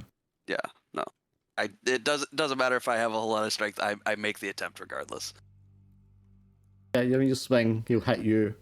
Adam, you grab the door, you pull it shut. The sounds of outside go quieter. Just hear... Yeah, I mean, he's like constantly making noise, I would think. Oh yeah. Yeah, I'm definitely like, from my perspective, I'm shouting at whatever I just smacked. Like, what are you? What's going on? Blah blah blah. Yeah, but screaming at him basically. I mean, it's going to be very disturbing. Yeah, I'm repeating the same words, but y'all are just hearing zombie noises. I take it it's like not physically possible to get from the front cab into the back of the truck without like stopping No, I think we discussed this before. They were kind of separate, but there was like a slat they could talk between. Yeah, I was just wondering if there was anything else I could do to help Adam in the back, but yeah, probably not without stopping the truck. So are we stuck in this situation with Gloria just tanning it along the road and you guys just holding on and hoping that nothing bad or worse happens? Sure. So for the next hour and a half or so, Gloria is just white knuckling it across Tunisia. And are we going back to the mountain, Gloria? Or are we going to the army camp? Laura. The keyboard not working? Yeah, for a second. I feel as if we go back to the cave, like, is that going to help him? Because he's already decayed. and his skull's been, you know, Blown out. blown out, unless it's some magical formula that can change him back. Okay, so I mean, you've got time to talk about it Well, while you're I just driving here. I talk to them. What do you want me to do? Camp or cave? Camp or cave? Lewis, camp or cave? Adam, camp or cave? Cave. Hello? Yeah, cave. Sorry. Cave. Okay. Lewis, camp or cave? Yeah, I mean, there's probably not much we can do to like help get back the key in that we knew at this point, but if there's any answers we can get for like a way that we can let Kian, die peacefully, then it's probably the only place we're likely to get any answers is going to be the cave. So yeah, I guess we're probably going to have to make for the cave. Okay. We know that this thing is in the cave, so just to, I don't think we're going to survive. So during the long drive back to Jebel Zagun, Lewis, your mind, drifts off back to, for some reason, like the day before you're like reassigned, and you're the commanding lieutenant, who you kind of had a bit of a friction with and didn't like the way you did things, has pulled you in and is towering over you, and he has one of those like large Roman noses, stiff upper lip, very stern expression on his face, and he's just generally a bit of a dick. And clearly just doesn't like you, and you've always thought that's maybe perhaps because you're so good at getting along with people and, doing your ways. So Barker, I've called you in. Sir? Frankly, I want you to know that I'm the reason that you're being reassigned. I'm sick of your ways, I'm sick of your slouching around, and I know that you are been smuggling goods under the table. I can't prove it, but I know what's going on. Well, I'm sorry you feel that way, sir. You lot, your generation, you're a disgrace. You're a disgrace to this country. And frankly, the best I can hope for is that by putting you on the front lines, they'll make a man of you. I feel if I would be a man like you, sir, I would sooner take my chances elsewhere. Well then, I guess we'll see. He turns around and opens the door to the office, and you can hear like a familiar coughing coming from outside there. Says, Mr. Barker, I was just telling your son what a pleasant young man he is, and that I hope the very best from him in the future. And he walks out the room, and there's another like chesty cough, and your father walks into the room with a sort of weak smile on his face. Dad, why are you here? I can't see what's going on? Care for that one much, son. Are you okay? Look, don't exert yourself. Take it easy. These waves. It's like, it's fine. Just wanted to see you out, so. Listen, it'll be all right. I'll just be gone for a little while, and then it's not like I'm being sent to the front or anything. Puts one hand on your shoulder, and a warmth that he rarely expresses. It's like, son. And he looks at you like longingly, as if he's like about to just unload something on you that he's been holding back for a very long time. I'm very proud of you. I appreciate you saying that. I mean, I know I haven't always done the best things with my life, but yeah, no, that means a lot. Thank you. Me and your mother, we had. I mean, you know that we had a hard time conceiving in the first place, but I've not had a happier day than the day that you came into our lives. And I just wanted you to know that you've exceeded all expectations I had for you. And I'm just very proud of you, no matter what happens. Gee, I hardly know what to say now. Well, don't worry about it now. Let's go get ourselves a drink before you set off. Sure, that's a good idea. Roll insight. Oof. A fucking rock, man. Yeah, I mean, you're not sure quite why that memory comes back to you in this journey. But you really feel like you really want to get back home because you just feel like there's something that your dad did want to tell you. Gloria, what are you thinking about as you're driving? Apart from trying not to crash. I'm thinking of my mum and about her situation. Yeah, you're thinking about the last time you spoke to her, where she was in the asylum. Although they didn't call it an asylum, they called it an institute. And you taken the kids to see her because you've been told she was in a lucid state. And she'd been pleasant all afternoon, joking and playing with the children, conversing quite happily with you and your husband. Your husband took the kids and, you know, was getting their jackets on, getting them ready, and you were sitting with her for just a moment on your own. And is there something that you asked her at that point? I asked her if she loved my father. And she became just almost instantly, visibly like distressed. And she gripped your hand so tightly that, you know, it started to hurt. And she like pulled you down and looked you like dead in the eye. And although her expression looked sad and pained, I mean, she didn't have the panic that you kind of saw in her when she was in her worst states. And she's like, you don't realize, darling, you must hold on to them. It's out there. It doesn't always look like people, but it's always out there. You don't understand. She gets more and more like panicked as she kind of like repeats this over and over. What do I not understand, Mother? And she like pushes you away very strongly, violently, and like knocks over the teacups and the saucers, and when the saucer smashes on the floor. It's Oh, like, Mother. you don't understand. I've tried to tell you so many times.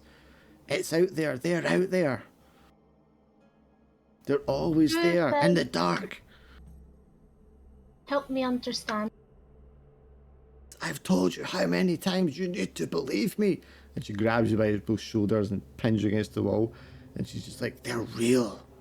I'm telling you, they're real. What's real, Mom? What's real, Mother? The monsters. The people. Monsters don't exist, Mother. One of the orderlies like comes in. It's like, okay, calm down. I can't remember her name now. Mildred. Calm down, Mrs. Potts. Come on, settle down. And she starts like thrashing, and she's clearly going back into one of her more panicked states. Mother, you get better soon. The last thing you can remember, and this was the last time you spoke to her, is her just like screaming how they'll never stop coming as you're like walking down the corridor with your husband and kids. It's okay, kids.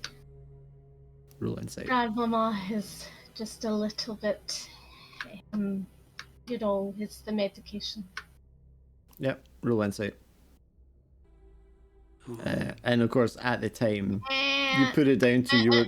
What? You going to use luck? Yes. To lower that by 1. Lower it by 2, rather. Lowered it by 2, yes. Okay, so you spend 2 luck, you're down to 2. Put your insight back to 3.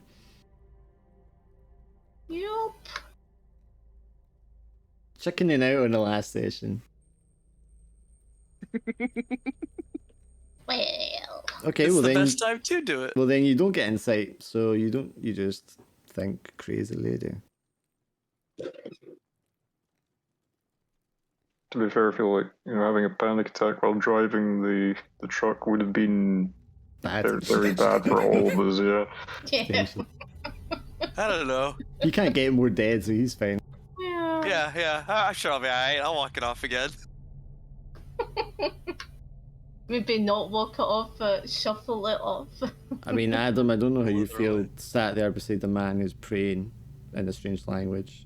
A zombie that's standing, gargling at one end of and screaming at one end of the truck. And then the creature just like standing in front of you for the entirety of the journey. Annoyed. Just done. Because, like you said, all it's doing is just staring at me, so I'm just like, okay. Had to try to communicate, or what? No, it doesn't do anything. It's just there. But you know it's not really there, because you don't smell it. So yeah, all it's just doing is just standing there and just staring at me. Mm-hmm.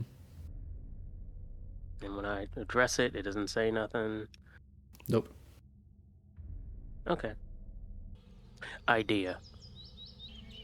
Alright, so I go up to Ken and I tap him on the shoulder and I move away from him.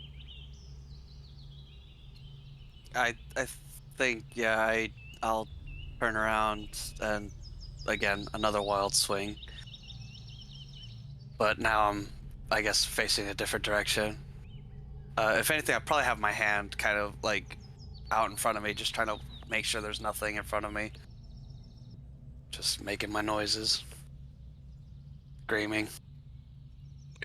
Howling. What I'm trying to think is how You are are we gonna... driving. Yeah, but I'm just trying to think, how are we... Yeah, but you can think and drive at the same time. I'm thinking, how are we going to actually get them inside? You know, like, what are we, like... All right, so we I have got an to this idea. cave, but how do we... Well, Oh He's my god. blind. Like, I'm just thinking... Right, okay, but I mean, you got a ways to go before you even get to the cave. What were you saying, Adam? Yeah. All right, so I tap him on the shoulder. He does a lash out. He's lashing out. I'm trying to study what's going on with him, so I would know that that's a fear tactic or. That's definitely a fear response, yeah. I'm on Well, edge. I'm asking God. Yeah, Yeah, I mean, know it's almost like animalistic, you know what I mean? Very primitive sort of responses. Clearly, there's no language going on. There's very little in the way of like recognition. I mean, you're not sure that it's him. This might just be an animated corpse that's moving around somehow without any thought. You're not sure that he's like in there. And if he hadn't responded to his name, you 100% wouldn't be thinking that at all. Yeah, well, I am because he responded to his name. Yeah. All right, so I tap him again. Once he swings, I grab his hand, but I do it calm. You know, like relax. Yeah, there's not a calm response. I'm fighting you now. I'm fighting to get away from your grip. Because in my perspective, something has grabbed me. I don't see it. I don't know what it is. Because you don't know where Okay. you are or what's happening. Yeah, I don't know where Man, I you am said that- or what's happened. And you said they weren't that strong of attacks. Well, I mean, it's just him. So he's got the strength that he would have as a slightly older man. Yeah. All right. So you probably have an when advantage, but I'm resisting you. So, when I'm grabbing him, I look at the creature that's staring. I'm like, "Can you help me in any way or not?"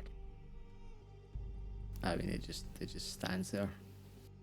Where is it standing? In fact, Just on, because if you were sitting on like one of the benches in the truck, it was just standing in front of you. oh, so when I moved it, it's just like, I mean, it might turn its head to like track you as you're moving around, but it doesn't. so. move. So yeah, I take Ken and I push him towards it just to see. Kian, you insight, please. Yep.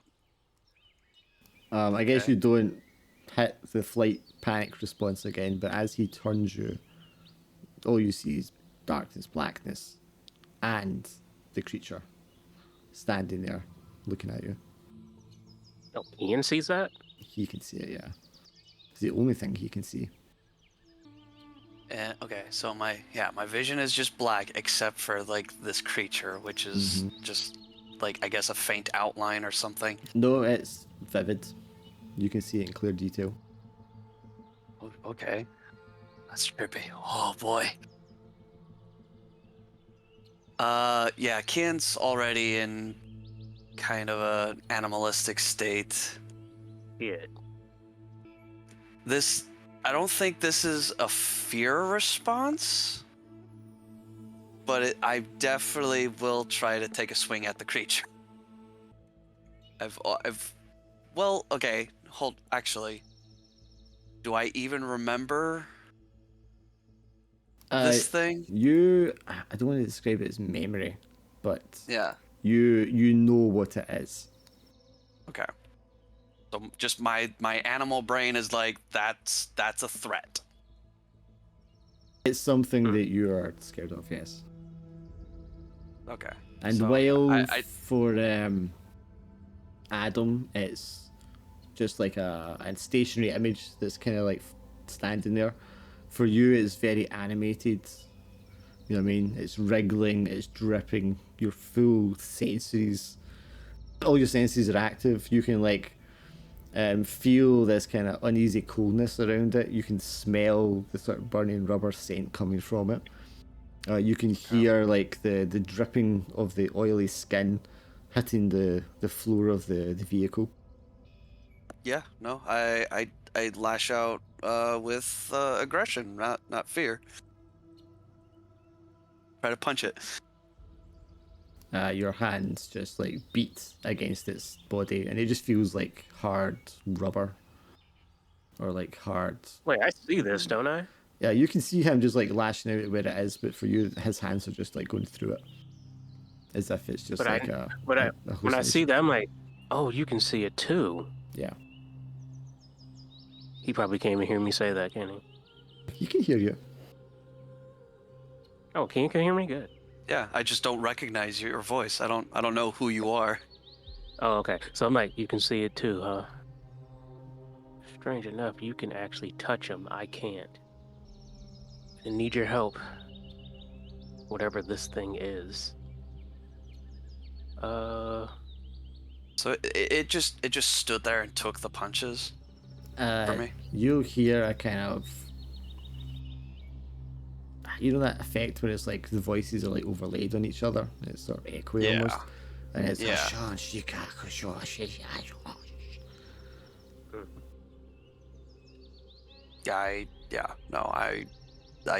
as feeble as it might be, I'm trying to eliminate this threat. Roll investigate. Crap. Oh yeah, no, definitely fucking rolling that. I need to know. Yeah, 100%. Oh my god. You discovered everything humanly possible. So, I mean, this creature is not you. This creature is not part of you, related to you. It doesn't have like a bond with you in any way. And although you're kind of like fearful of it and angry at it, you can also, when it's speaking to you, you're also flooded with the emotions that it is projecting your way, how it feels about you. And you can feel that it is a little scared of you. It is disgusted with you. It thinks you're like an abomination. It hates you. And that's the main feeling, is just like hatred. But there's also an element of fear and an element of jealousy in how it feels about you. Okay. Yeah, I think that I recognize that these emotions are being broadcast to me, not mine. Yes, when it speaks to you, like you're sharing your thoughts, your feelings. Oh yeah, no, definitely mutual at this stage. But significantly more fear, I think. I don't like this thing. I definitely consider it a threat. I hate it. I'm terrified of it. I'm terrified of the situation I'm in. I know something is wrong with me. At this point now, I'm starting to blame it because it's the only thing I see at the moment. And yeah, And eventually, as you pull up into the town of Sakon, the creature disappears. It's just gone. The truck, Gloria, you pull it up into the town. Are you going up the road, up the hill towards where the man's house was before you set off to the mountain?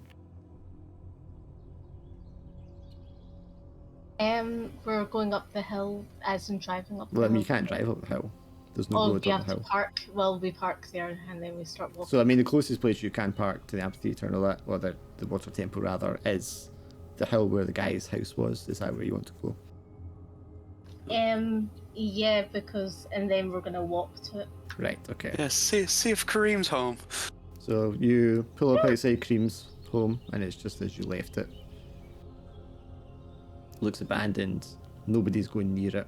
There's kids further down the hill in the streets playing with football. Oh, that's not good. And you have a zombie in the back of your truck. Yes, so still daylight. I mean, we're talking lunchtime almost. The sun is high in the sky. It's a little cloudy now, but that's all. What's the German prisoner? What I was gonna say is, I'm just like looking at Lewis, like, okay, you guys want to go to this cave. Where do we go next? Because he's fully transformed now. He's not. What are you talking about? Oh, is he not? He's like a walking body. All right. Okay. About over the last couple of hours, the black mass that was in between his leftover brains has swollen so that it almost completely fills the gap of where the bullet exploded out his head. Now I just have black rubber where my ear used to be. Yeah, and obviously dried blood all down one side of the body. Oh, yeah. Should we try and check Kareem's abandoned home to see if there's like anything we could use to kind of disguise Kian in case someone sees him? You know, like if there was a robe or something that we could put around him just so that nobody sees us walking around with a dead man. Do we not have the cover that's in the back of the truck? I mean, there is the canvas that he's pulled from the barn, but it's old, covered in rotten hay, and smells a bit like dried horse shit. Oh. They're not something at the front of the like at the front bit of the truck. Okay, here's the plan. Clothing up. Gloria, go to the house and see. No, I'm not going anywhere. I'm like, you don't boss Gloria, me about. Don't bossy boots me. You've already controlled. Okay. Sorry, Adam, you also asked about the German prisoner who was praying. And after, I mean, like maybe halfway through the journey, an hour in, he just kind of like stops praying and he's just sort of like sitting there, just not saying anything, not doing anything.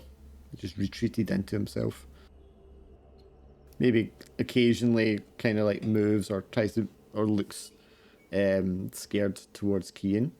And when Kian starts like hitting on the creature with his fists, the guy gets scared and kind of like just tries to push himself even further into the corner. But I mean, he's obviously in an impossible situation at the moment. Yeah, now there's just a zombie kind of howling in front of him. Yeah. So he's obviously just praying and hoping, waiting that there's going to be a moment that this will be over. But Lewis, I mean, do you want to go up to Cream's house to see if you can find some clothing? Yeah, I'll take a look if nobody else is wanting to go. Alright, you make your way up to the small, white, unassuming building. You can see, like, broken pots and stuff outside, garden tools. The door is ajar, and you push it open. You're immediately hit with the smell of a rotten body.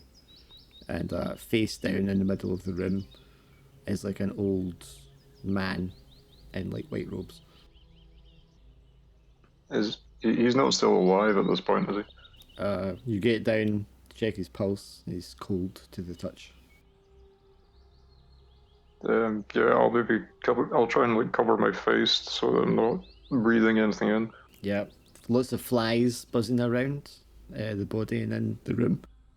You carefully turn the body over, and it's the old German man that you had left when the Keen smashed the tablet. He's got dried blood coming down from either eye and his nostrils. And he's obviously dead. Would I have any idea if his wounds were self-inflicted? I mean, does it look like he did this to himself? Roll investigate. Roll insight. Oh no. Oh, fuck.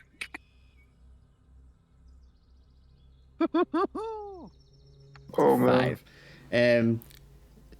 You roll instantly. You recognise this is exactly what the guard in the prison cell looked like when the creature caused him to die. The bleeding of the eyes, the screaming, and the aneurysm or whatever, his brain just like exploded and he died. And this is exactly what this guy looks like. You know at that moment the creature was here. And as your eyes drift across from the body, you can see the various pieces of the clay tablet that this man had been trying to arrange to recreate it. And he was only partially successful.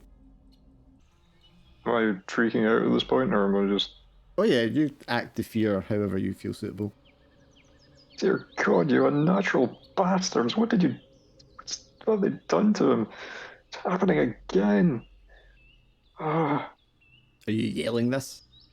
Yeah, very loudly. Okay, they'll hear you from the truck. I would smash the pad. Well, you can hear Lewis yelling from the building. All right, Glory, make a choice. Well, I'm gonna go in, aren't I, to see what's going on. So you go in, there's body overturned, fragments of stuff on the ground, all the jars, all the weird jars and baskets that were there before are still there. And then there's Lewis just like yelling at this body. Lewis, smash the tablet.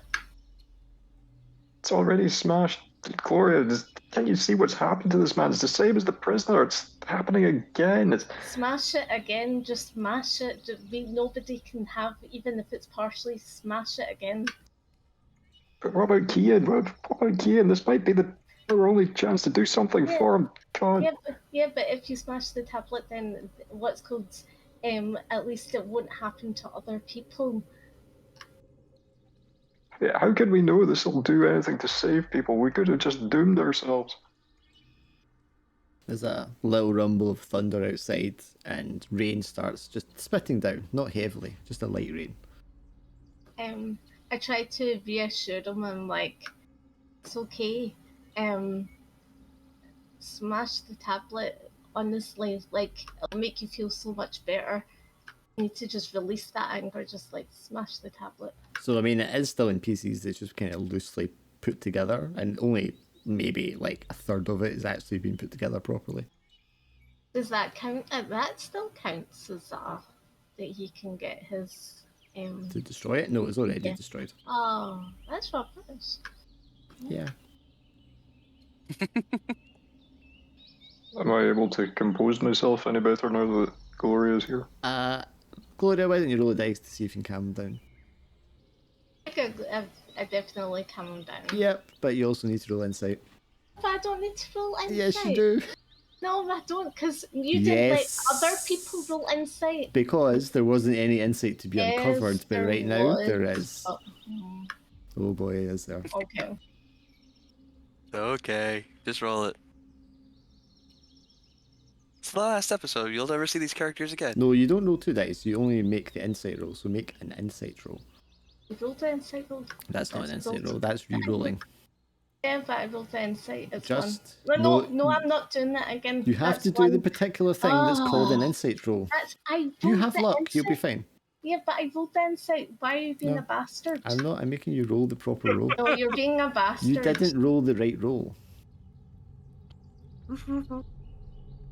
That's not. You're rolling. Do something else. I need you to make an insight roll. I'm rolling an insight roll. That's what it is. No, it's not. That is what I'm rolling. I am rolling insight. There is 4 choices: investigate, other actions, insight roll, and failure roll. Insight.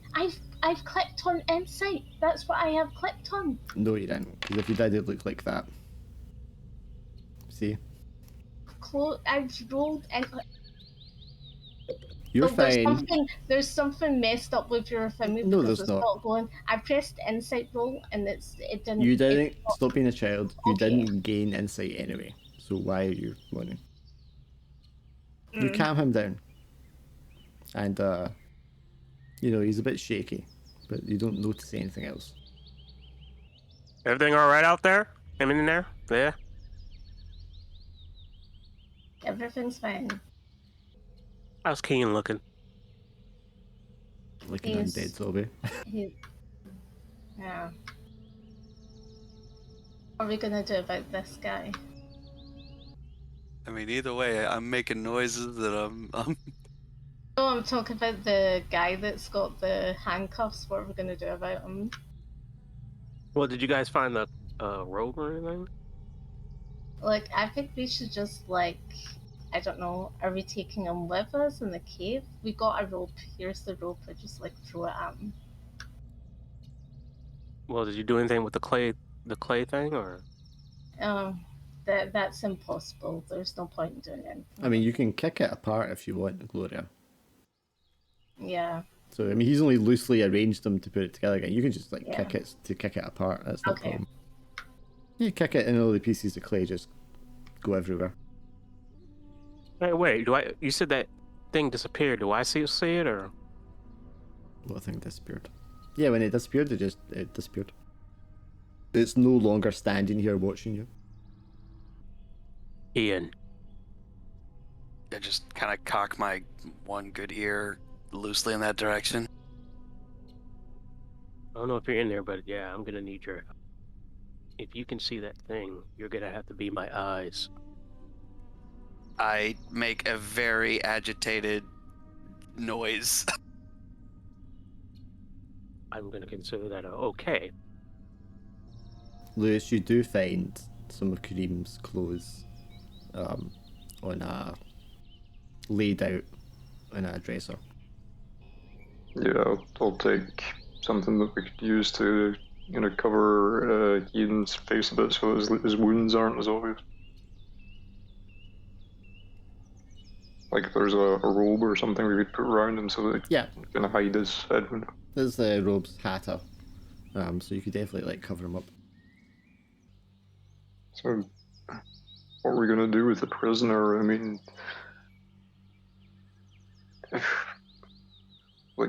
I don't think we can take him with us. I don't think he's gonna be any use to us inside the cave. I mean, we could leave him in the truck, I guess, or I don't know. It's either that, or we just let him go. I mean, I don't think there's much else we can use. What did we take him in the first place? Well, we were gonna take him to the army camp. Yeah. I think we should take him with us in case something. But then again, why should he suffer in the cave? Maybe we should have mercy. Was that the one that spoke English, by the way? No, that one jumped out. Okay, so I asked him, I'm like, hey, English? Because he never answered. Yes. A little. Okay. First, what were you doing when it came to that praying? I was asking Apophis to recognize me as one of his servants. Okay, I don't think we can actually let him go because. Aren't you still in the house? No, because I went out the door. Oh. I'm just saying to you, I don't think we should have him leave our sight because I'm thinking if he's part of this thing, then he might get more people. So we may as well just take him with us. Yeah, shakes his head a little. That won't matter. Why? Why? Because the ritual is upon us. The time of disorder and chaos is coming. And how do you know this? We've been preparing for this for years. Does he have a snake tattoo also?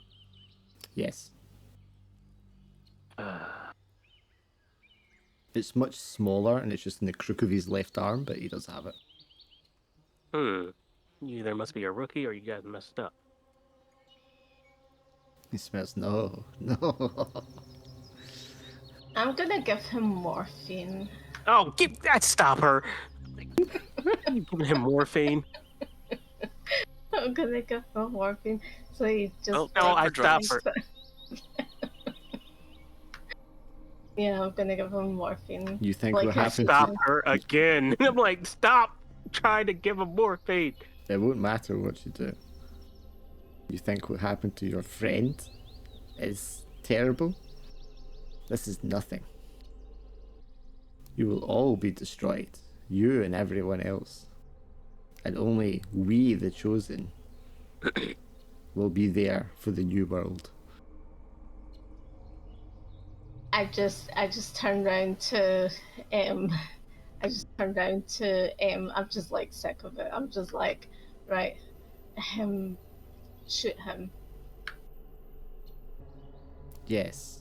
Shoot me. I don't think it would mean anything. Wait, why were you so scared then? Eyes keying to one side. I don't have to tell you anything. I think actually, since the truck has stopped and now it's just sort of people talking, making noise, I think Kian's going to try to explore his surroundings, just kind of crouch down and like pat where he's trying to figure out where he is now. So you feel. Oh, where is Sorry, King? hang on. You feel dirt, gravel, and something about it you recognize as this is like.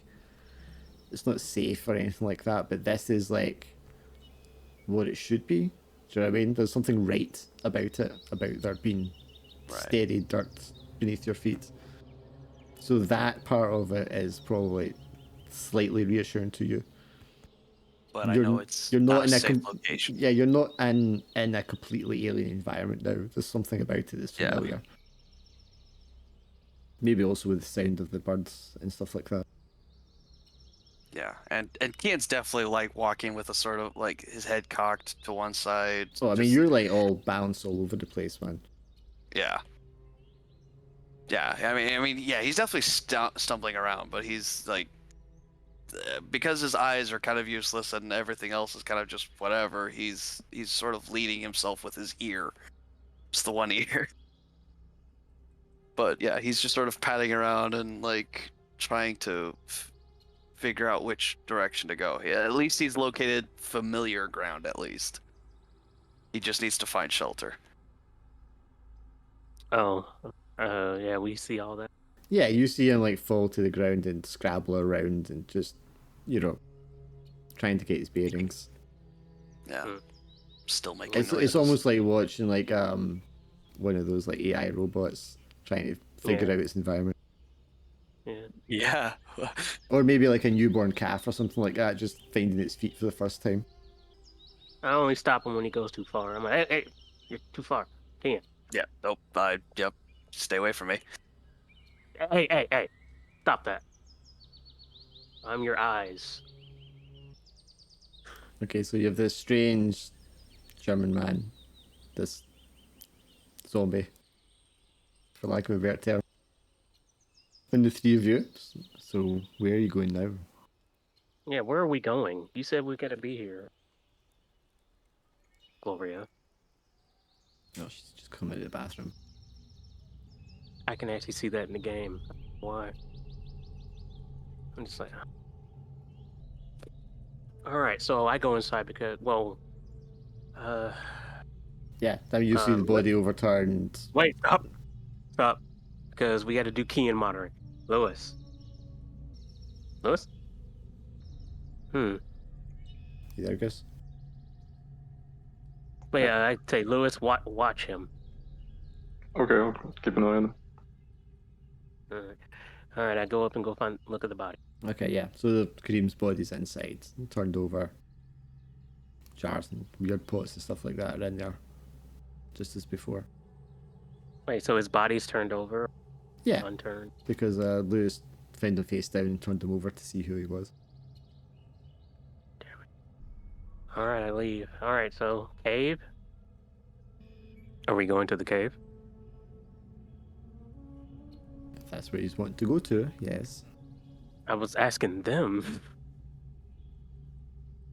Gloria, Lewis. I'm back. Welcome back. Are we going to the cave? Yeah, I thought that was what we were going to do. Right, what are you doing with Alright. this prisoner? He's coming with us. So are we tying Yeah. a rope to his handcuffs and pulling him along that way? Yep. Okay. Yeah. So you have your prisoner who's babysitting the zombie king. All right, I go up to Kian. Kian. Zombie noises. Okay, listen, I'm your eyes, okay? I gently take his hand and put it on my shoulder. Follow. So of course this is a mountain hike for a couple hours. Mhm. Your first stop before you ascend the mountain is the water temple. For you guys, it's a ruin. Impressive, but a ruin.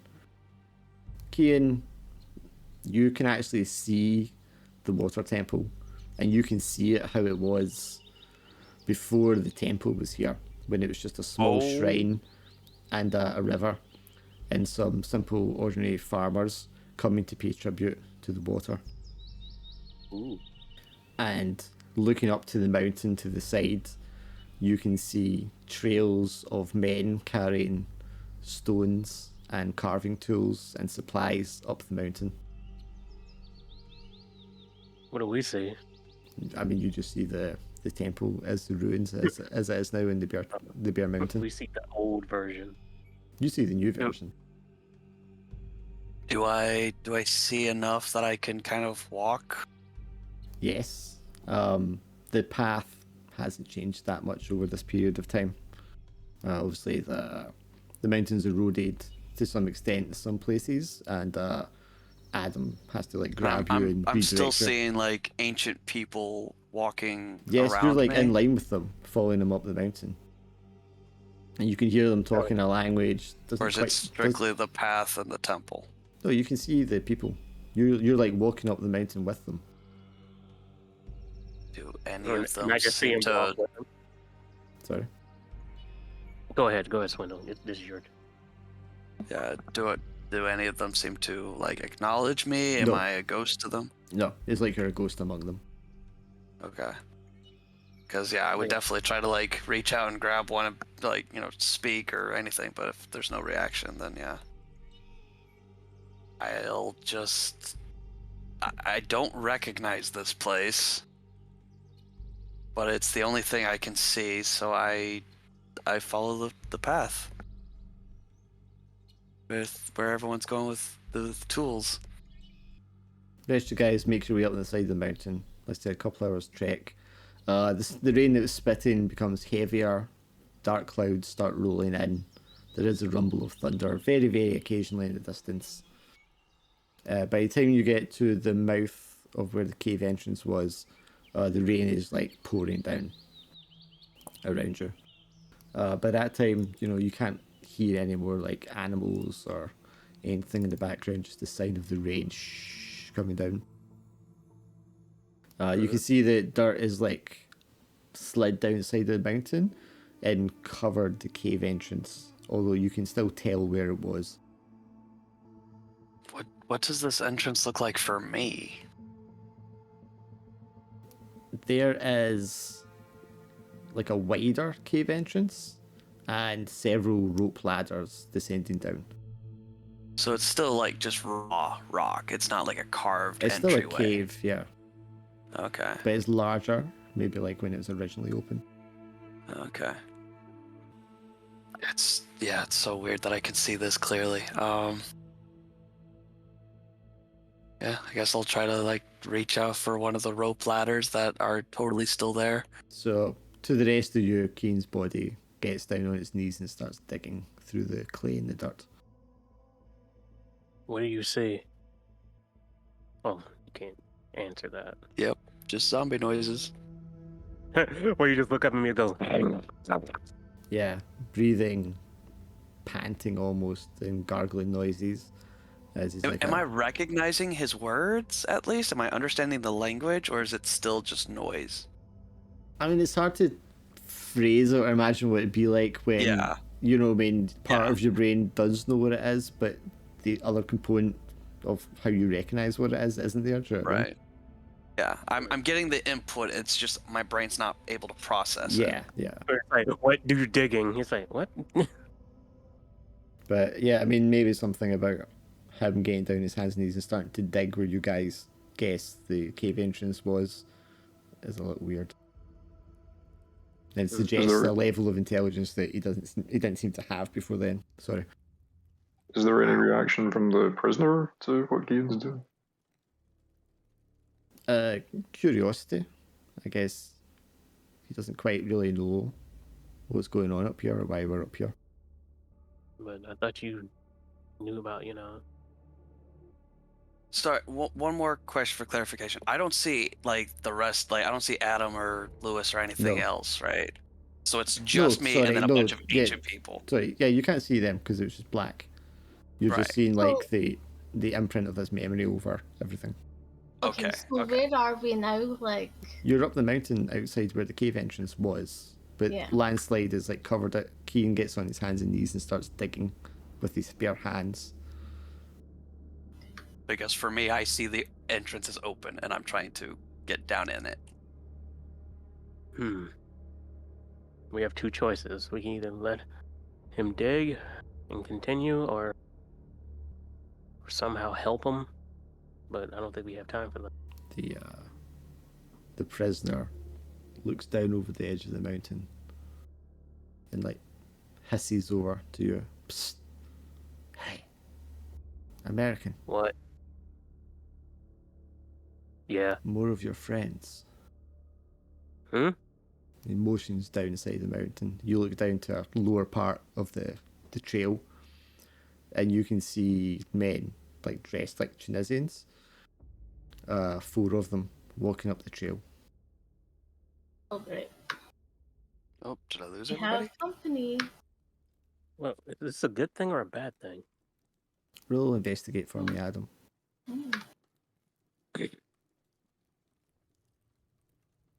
You can have 2 dice, Adam, because you got good eyesight. I know. It's like I know. Exactly. Oh, that is 100% Kellyan and the other Brotherhood guys, Mohammed and a couple of others that you recognize. Oh, I know. Oh man, it cut out. I'm so sorry. What was over the cliff edge? You can't see anyway. It doesn't matter. I guess that's fair. But me out of character, I want to know. Kellyan and the Kellyan, Mohammed, and 2 more of the Brotherhood guys. Oh jeez. Damn. Wait, this good, right? Roll insight for me as well, Adam, please. No. Yes. Like me. Like now. Oh yes. You are struck with fear though, because you can see Kellyan, but immediately beside Kellyan you see the creature and it's walking alongside him, and it has a solidity about it that the vision didn't have before.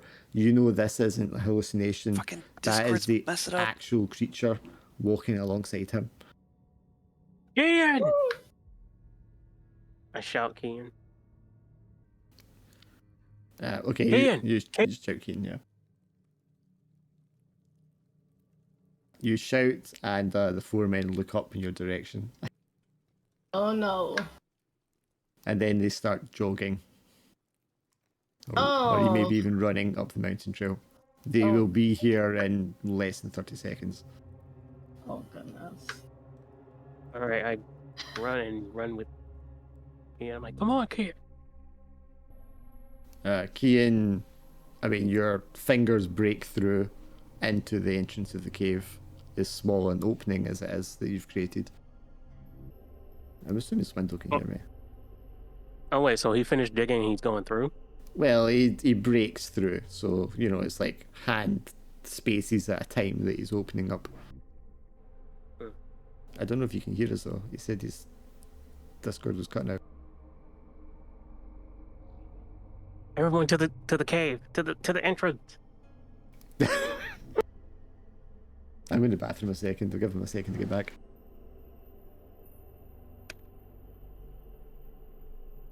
time to be pissing. So, while he's in there, Okay. peeing, what did you last hear? We just found the bodies, and you just rolled the insight check, but I didn't get to hear what the insight roll was So about. All right, let's Killian do this is from the gonna be top. there Let's do this less from the than top. 36. Okay, sorry. It's all right. From the top, I see the guys, and the guy that you can see is coming up there with them. And I shouted your name. All part of the ritual coming to this cave. Maybe we should have went to the camp. Now, does he? Now they said that you found the entrance while you were digging. Hello? I really don't know what the fuck that was, but okay. Yeah, my computer decided to not connect him again. What did you hear? Yeah, you said there was a guy that I could see, and you shouted my name, and I was trying to figure out, is it the monster that I could see? Yeah. Sorry. Yes. Yes. The creature is coming up again. What are you doing? What are you In digging? line with Killian. The creature's like in I line don't think with you'll know him. all that. Yeah. Well, okay, I mean, that depends if I can even see the monster. Think you can see the monster. But was it not that you could see it, Adam? And that's why you had that Dark? insight roll? Did Dark leave? Yeah, he went to the bathroom. Oh, okay, fair enough. We'll just wait until I can. Yeah. I mean, yeah, I could see him in the truck, but I don't know if I could see him in this moment or not. And he's down with the bodies, or he's... No, there's soldiers coming up the hill, and when I looked down the hill, the creature was like right next to Killian, Okay. and I freaked out and shouted your name. Okay. Well, I'll definitely have a reaction to that, but yeah. That was so annoying. I knew something was going on with my connection. Suppose the question is, do we want to try and outrun these guys or stay and fight them? No, the idea is, thing is that Kian found something, or the entrance. I was gonna say, let's just all just go under there. Well, yeah, that's what I'm trying to do is dig down into it, but yeah. I'm not sure exactly how long that's going to take to dig with just my hands. And it's just like German soldiers, or... It's the Brotherhood No, it's guys. the Brotherhood. Oh, okay, and they're Killian. coming up. Yeah. The other creature is like in line with Killian. So it's like when he's moving at the same time. Oh. Yeah. I mean, yeah, we kind of figured that was going to end up happening. By the way, before he comes back, going back to Warhammer, see, Henry Cavill's thing, he really wanted this to happen, but they wouldn't let it. You heard about this, right? Swindle. So what? What did you last hear? You was talking about Warhammer? Yeah, I was talking about Warhammer and Henry Cavill. Now, Henry Cavill is a big Warhammer fan, but they wouldn't let him do. Oh, you heard about what happened to him? Yeah. That's why I don't like Games Workshop, because they're fucking stupid. Well, yeah, them and the people he was working with. Yeah. Right, I'm sorry. I had to poop. Yeah, no worries.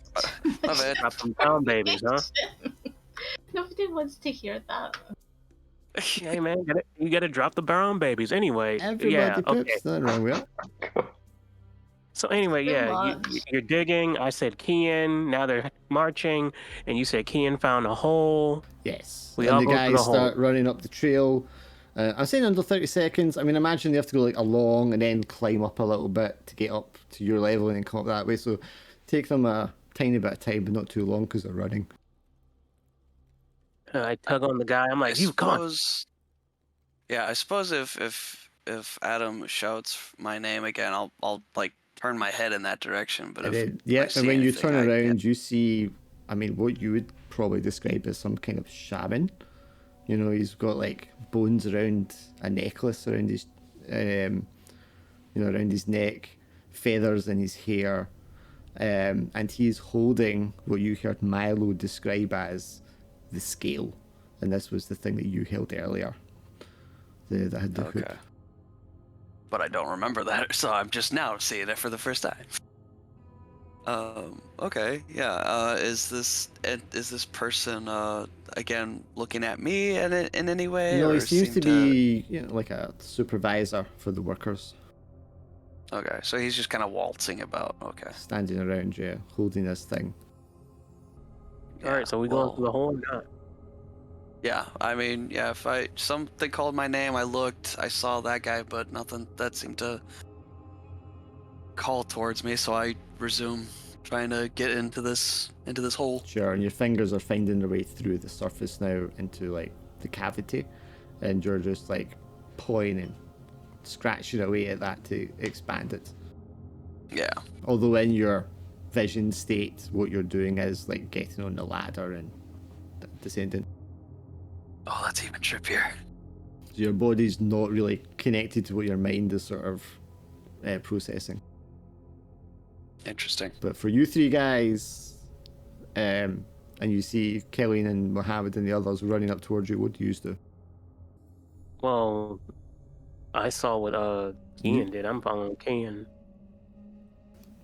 Yeah, you shout key and No, look over. are we not just like digging as well? Okay, so when he shouts Kian and you just turn around and see that Kian is breaking through, you also get on your knees and start scrabbling.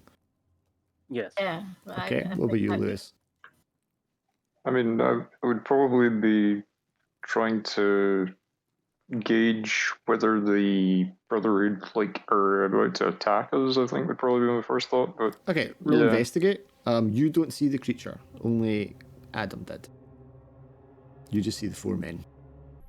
I mean, you can stick that if you want. That will just give you the barest of information, which is gauging their intent, perhaps. Yeah, I mean, I'm not trying to do this in any great detail, so I'll stick with that. I mean, do they look like they're coming to attack us? They or... are armed and running up towards you. They're not yelling at you. So I mean, either they're running aggressively, or they're running, to try and stop you. Like as if somebody might be like, "Stop! Don't do that," kind of thing. It could be either way. Yeah, I guess in the circumstances, I'll probably just try and help the others with digging into the ground. So if you have all three of you roll 1 dice for other action. Not Kane. Oh, whoops. Oof. Yeah, I mean, Lewis and Adam combined, you two will be able to like scratch that hole and get it open so it's wide enough for someone to fit through. Of course, you don't have climbing equipment. You don't have the rope you had before. The only rope you have is the one attached to your prisoner. Mm-hmm. And although you can kind of slide into the cave at this angle, and there's a bit of climbing involved, there is like a vertical drop that requires a rope at some point. Because we saw what happened before when you fall. The men are running up though, and you can hear one of the men shouting now. Shouting what? Just nothing. Just whoop, whoop, whoop. Yeah, yelling, stop. Stop digging. Well, they probably know you're digging actually. But just saying, yelling, stop, stay where you are. So, what do you do? I mean, you can try and scrabble down the rock without the rope. It's going to be dangerous. And I'm going to tell you last episode, you might die. I think if the Brotherhood really wanted us dead, they'd probably opened fire by now. Okay, can they hear us? I mean, if you yelled, they'll hear you. They'll be here very shortly. You of course, Adam, haven't told the others that you saw the creature with them. But maybe you just assume they can see it? I don't know. No, no one asked. Where is the German prisoner at this point? standing off to the side. Okay. Oh, he's with us, or? Well, you guys had him on a rope. You guys can probably hear the German prisoner saying something in German excitedly. And he drops to his knees. And it's almost like he's joyful. But he is saying it in German. Why are you so happy? It has come. The herald has returned. Do not see it. Does it seem as if he's happy about the Brotherhood coming towards us, or the Yes. fact that we've been... Oh, okay. But he says the herald has come. It is here. Salvation for my faith. I am being rescued. So what do you do? You have seconds before they get here. Alright, what do you guys want to do? Mohammed comes running up, and he has a rifle. He's like waving it at the prisoner and waves at you, and he's like, "Stop! Stop what you're doing!" What, to all of us, or? Yes. You here to kill us? If we wanted to kill you, we would have killed you before. Where have you been? In the cave, like you told us. That was... Do I still see the creature? You see the creature, it's behind all the men, and it's just slowly like walking up the side of the path. Some distance behind Where's them. Keen? Keen's right beside you, digging in the dirt. Keen. When I tell you to turn. Yeah, I turned the second you said Kian. And you can probably see digging. the creature in the distance as well as he can. Slowly walking up the path. The image of all the workers for you, Kian, and the shaman, the rest of it fades away. There is only blackness in this creature walking up. Yeah, I quickly try to like scrabble for like something remotely heavy, like a rock or a branch Yep. or something. Definitely grab a rock, yeah. And I probably stumble my way, but I go to attack the creature again. I go, kill your duck! You throwing a rock, or are you running at it with the rock? I'm going full on Cain and Abel, holding the rock, and I'm trying to just club it. Alright, Across so the face of Kane it. grabs a rock, gets up and starts running in the direction of Mohammed and the men. I go, Glor- tell your Sorry. men to get down! That's what I did, I'm sorry. Yeah, Mohammed shoots Keen with the rifle as he sees him run towards him with the rock. Gloria, Lewis, what'd you do? Oh, we duck out the way. So you back away from the cave entrance, duck down, or are you ducking into the cave? Away from the cave. Okay. Lewis? Yeah, I still don't trust the idea of going down into the cave. I'm quite tempted just to push the German prisoner down into it at this stage, but No, you can, don't stop me, really. I'll restrain myself. I'll stick with Gloria in this case. Okay, so he's gonna back off away from the cave. Gunshot goes off. Mohammed's in like panic, wide-eyed panic, because he like shoots Kian, shoots him again. Kian just like barges past him. Move out of his way! The other men all try to grab Kian and like tackle him to the side. Kian, you're just like hit with like invisible force that just like slams you against the rock face. And the creature just keeps Yeah. walking I towards stopped you. him, I'm like, let him go! Let him go! Where's the thing? Where's the creature? Just slowly walking towards you. Yeah, I'm fighting against this force, and I'm trying to attack this creature. Yeah, I'm trying to stop them. I'm like, let him go! The two guys are just like pinning him until they kind of realize that he's not quite human, and then one of them's like ah and backs away. Kellyan is standing in between all of this, just standing there, motionless. Wait, he's I just, feel like, looking? Killian is like Yeah. he's a monster. Because remember what happened? He had like the old clothes and stuff. Yeah. Something definitely. But was- anyway, went yeah, amiss. I'm trying to move them out the way. Yep, you run over to them and start like pulling them off of Kian. Turn him loose. Let him go. He's not after you guys. The one guy that had him is just what? What is this? It's the thing that can save us. Now move. I don't understand. Killian! He turns around to Killian. Killian is standing there just motionless, and his body starts to like bulge and stretch in strange places. Like his cheeks start pulling out and bulging Oh. beneath the skin. Mohammed turns around. Killian?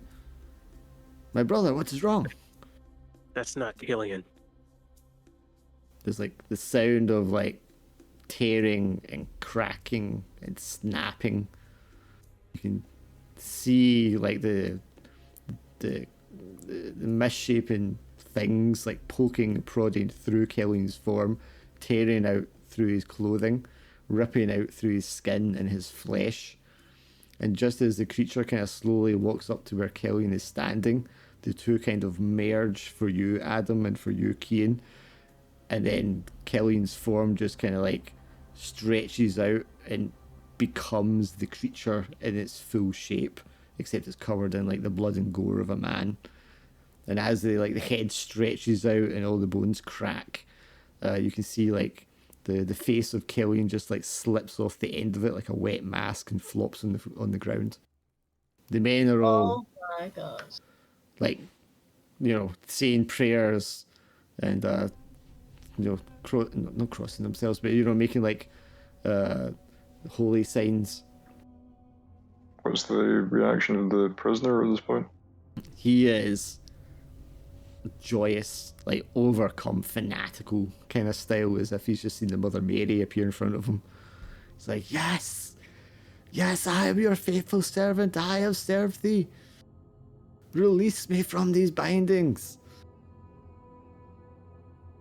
At this point, I think I'll take the opportunity and just shout, "Serve this," and shove him down the hole.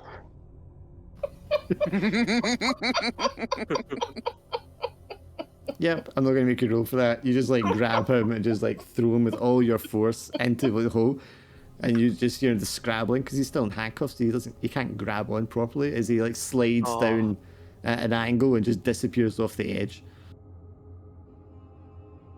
I mean, to be fair, anytime someone fanatically goes, "Yes, I am your servant, Lord," they usually get eaten or killed in some way anyway. So. Muhammad and the others are just shocked. They can't believe what's happened. Attack mode. So what'd you do, Adam? Well, is Keen cut loose? You pulled the guy off him, and they've backed away when this creature manifests.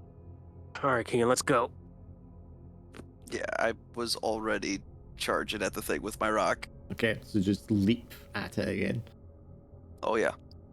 Try to bash it over the head with it. Okay, roll insight.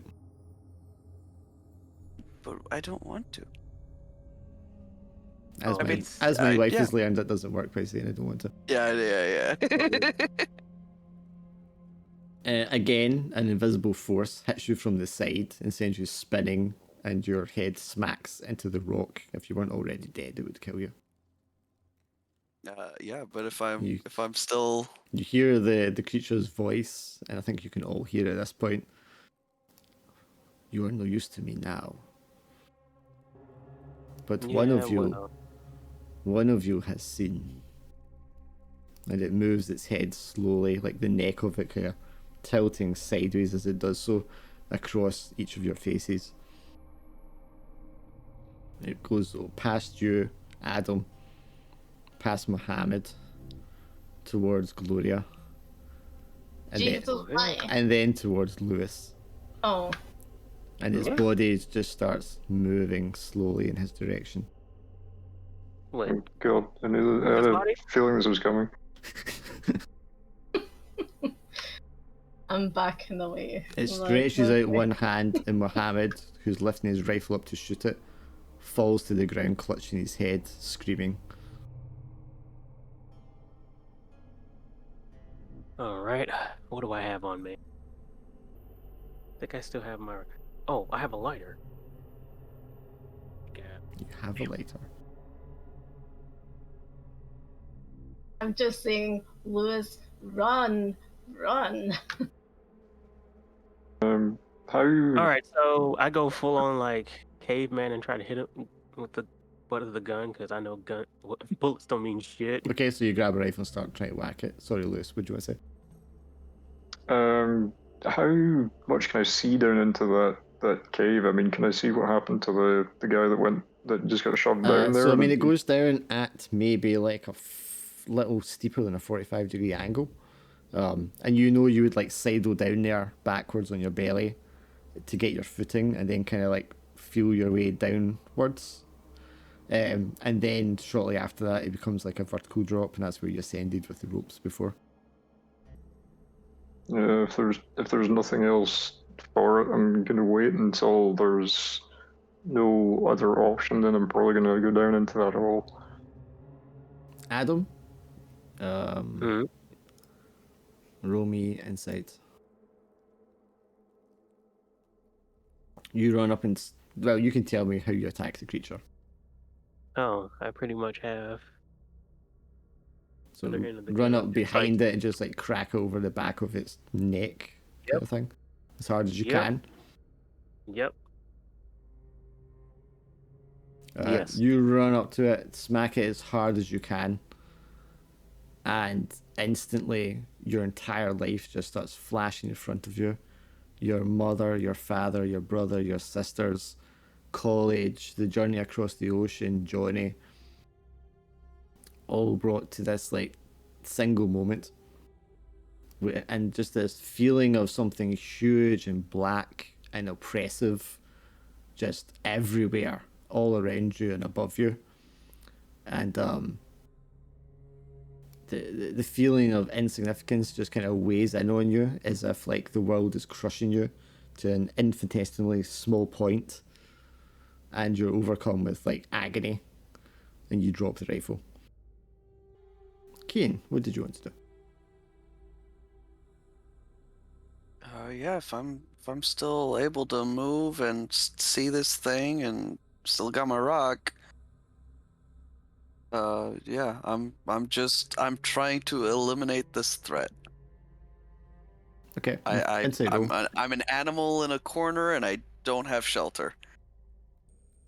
There's like a fraying at the edge of your consciousness of what you can perceive, and it's like as if there are parts of like your synapses reaching out trying to make connections to knowledge that is just outside your reach, but it's like a hopeless void that you just can't cross, as if you're going like from a star to a star. It's just physically impossible that it will ever happen, but it's tantalizing how it's just there and you could see it through a powerful telescope. All you can do is revert to your base form, which is man with rock, throw it thing. Yeah, And more or you less. charge to the creature and just start beating on its massive, writhing body. But it's like thick and sticky and warm, and it's this intoxicating smell that fills your nostrils. And you just feel like you're becoming caught up in the surface of it. The more you like drive force into it, the more like malleable you kind of sink against it. But it doesn't slow it down. Gloria, what'd you do? Well, I what's called say to the other men, like, you know, to try to get them to stop praying and just be like, They're not praying. They were well, I mean, they were kind of praying, but then they run off. They're not sticking around for this. Muhammad is screaming, dying. The other two ran off. I just say to Adam, we've got to grab Goose, and then we've got to go. Wait, what's going on with me? Grab Lewis, and we've got. So I mean, you see Adam run over and try to strike it. Well, he does strike it with the butt of his rifle, and then he just kind of like curls up on one spot on his knees. We're not going to be able to defeat it. But it's coming towards you, and Lewis, so what do you do, Gloria? Well, I run. You just run. Okay, where are you running? You sliding down the side of the mountain? Yeah. Okay, roll a dice. You'll need to add the green dice and reroll that unless you want to fall down the mountain. I've got 2 luck left, so I'll bump that to a 4. Okay. Yeah. You will slide down. You will take cuts and bruises. You might even like fracture a finger or something like that, but you will make it down the mountain to the next lower part of the trail without serious injury. Leaving Lewis on his own. Lewis, this thing coming towards you, several meters away at this point, and you can, as it's like physically coming towards you, you can just feel this oppressive like assault on your psyche from all angles, just like closing in, probing around the edges of you, looking for weaknesses, exploiting every insecurity and unpleasant memory you have, and just like plucking at the strings of it, you know, looking for weaknesses, openings. What do you do? I think for a moment I will have a slightly unreadable expression because I was going to tell Gloria to run and save herself, and she kind of already has done. Yeah, there's just a cloud in the shape of Gloria where she was a minute ago. It's like, Gloria, savior. What the fuck? Yeah, with that taken care of, I guess. It seems like it's me that it wants, so with very little other option, I will take my chances going down the mouth of the cave. Right, okay. Let me check for 1 second what, if anything, applies here. If an uncharacter does this. Traits. Attractive, respected, charismatic. You have 3 luck, but nothing else. You have 1 dice you can roll. Other actions. I'm going to tell you here. A success means you get down there and you don't die. Otherwise, you die, but you get away from the creature. That's like a full success. You mean like a full success is I die and get away from the creature? No, a partial success means you get away but you die. Full success, you get away and you survive. Full success is being at 6. So you need to roll at least a 3 with 3 luck to get that. So you can do the same roll, but just do it again with the green dice.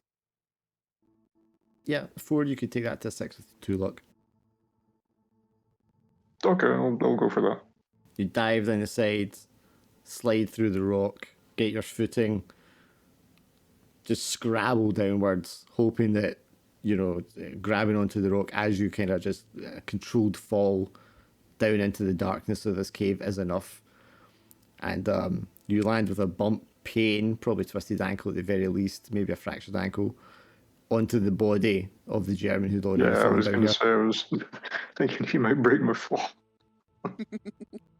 Everyone hears this loud shriek, which is not just externally audible, but internally through your psyche. You can feel like blood vessels behind your eyes, like popping from the strain of it, as the creature cries out, "No!" And it, with impossible speed, like leaps head first into the hole down towards you, and you can see it just like sliding, crawling down the vertical angle towards you like a spider, Lewis. You're at the bottom, inside the cave. Can I do I have a moment to like get the rope from the body of the You prisoner? don't have time. It's coming down for you at speed. Yeah, I will run or hobble away as quickly as I can. You're through the puddles of the cave. I mean, you can go into the cave and you're like, Lewis, and you're like shouting down, and it's already down into the dark. Lewis, like, you drag your foot, scraping through the puddles in the rock, cutting your fingers on the sharp edges, almost complete darkness here, and then complete darkness as you just find like the edge of the cold pool of water. The creature, you can hear like sploosh as it like lands at the bottom of the cave behind you. Actually, oh man, I think it's too late now. Double too late. And then you hear just like the heavy footsteps as it makes its way towards you. Psh, psh, psh, psh. Can I go through the pool to try and get back to where we were before? The temple, yeah. You dive into the cold black water, feel your way around. Make me a dice roll. That's. Oh man. It was. Oh, yes. Fuck yes. You feel your way along the underwater passageway, scrabbling at the edges of where the rocks join together, where the slabs are joined together, and using your fingernails to just pull yourself along the ceiling of it, holding your breath, gasping as you get to the end, and then you pull yourself up into pitch black inside the temple and haul yourself onto the wet floor. And you're left alone in the pitch black in this temple, hoping against hope that this creature somehow cannot follow you through. And as the time passes, nothing happens.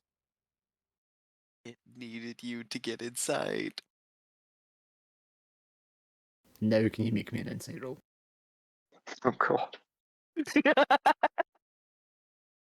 You're at 5, aren't you? Oh shit. Now you have 1 luck left. You could reduce that to a 5. Oh Yeah, I might as well. I don't think I've got any other choice here. You're left cold and alone in this temple. And as this glowing, tall, thin, faceless figure manifests behind you, you manage to keep hold of your sanity. The keeper arrives in the chamber with you, and it wraps its long, so it's got like its arms are as long as down to its ankles. They've got like 2 elbow joints. Its fingers extend even longer down to the ground and just like scrape along the bottom of it. And it stretches these long arms out around you from behind, and then just like pulls you backwards into the pit in the middle of the floor, and you'd silently just disappear. Ooh. Maybe insanity was the better option. You never know. Maybe he just wants a hug. You now spend the rest of eternity with the keeper in the pit and in the maze of passages. And as the keeper explains to you, the information you have in your head, in your memories, is too valuable, and it cannot risk that information in the world. And so you are to remain here forever. God, what an ending. Oh god. Gloria, you scrabble down the mountain, you get away. One of the guys that was running, kind of like meets you in the path, and he helps you, and the two of you run away down the hill. Adam, you're up at the entrance with Keen Zombie and a dead Mohammed. So is Keegan still functional? Oh yeah, he's still zombified. No, there's no rope anywhere because I was going to stick him on that. No, because Lewis threw the prisoner with the rope attached to him down the hole. It seemed like a good idea at the time. I mean, yeah, it worked. The creature didn't like that, so that's always good. Right? Actually, good ending. Kind of. Kind of. You stopped the creature getting it what it wanted. Oh. Yeah, okay, you know what? Yeah. And you that didn't go makes it all insane, worth so it. you get to spend eternity sane. Yeah. Okay, so anyway. Lewis sacrificed himself. Yeah, Adam, so would you for do? us. Alright, I go, Keegan, we did it. I think. We did it. He's just Yeah, zombie noises, and I Pink face zombie. in your general direction because you're saying my name. That's all that's it. Did we, because obviously I was like bashing on the creature and shit, and it just dove down the It hole. leapt down with an agility that seems supernatural, yeah. Yeah, Does he still see the temple, though? yeah, do I still have this, No, like, you're memory? just in blackness now. Oh shit. Just Okay. like blind darkness. So from my perspective, it just vanished into the It darkness. Cool. leapt away, yes, and disappeared. Yeah. So Yeah. I mean, Kane, you're just kind of helpless got a for rock. sorry, you're kind of helpless with what you can do. So it's really up to Adam Yeah. what happens to you next. Yeah, that's fair. I'll just say, like, because I've still got my rock, I'm just gonna react as, you know, defensive, on guard.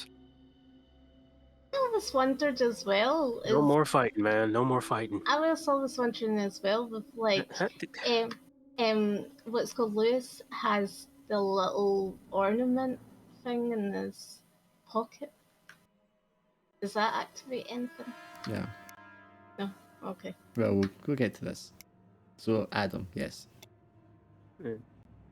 I stop. I'm like, man, no more fighting. We won. I don't recognize language. You really don't? Zombie noise. Zombie noises, yep. I only recognize the word Kian, and that's it. I'm missing a few parts in the old brain pan.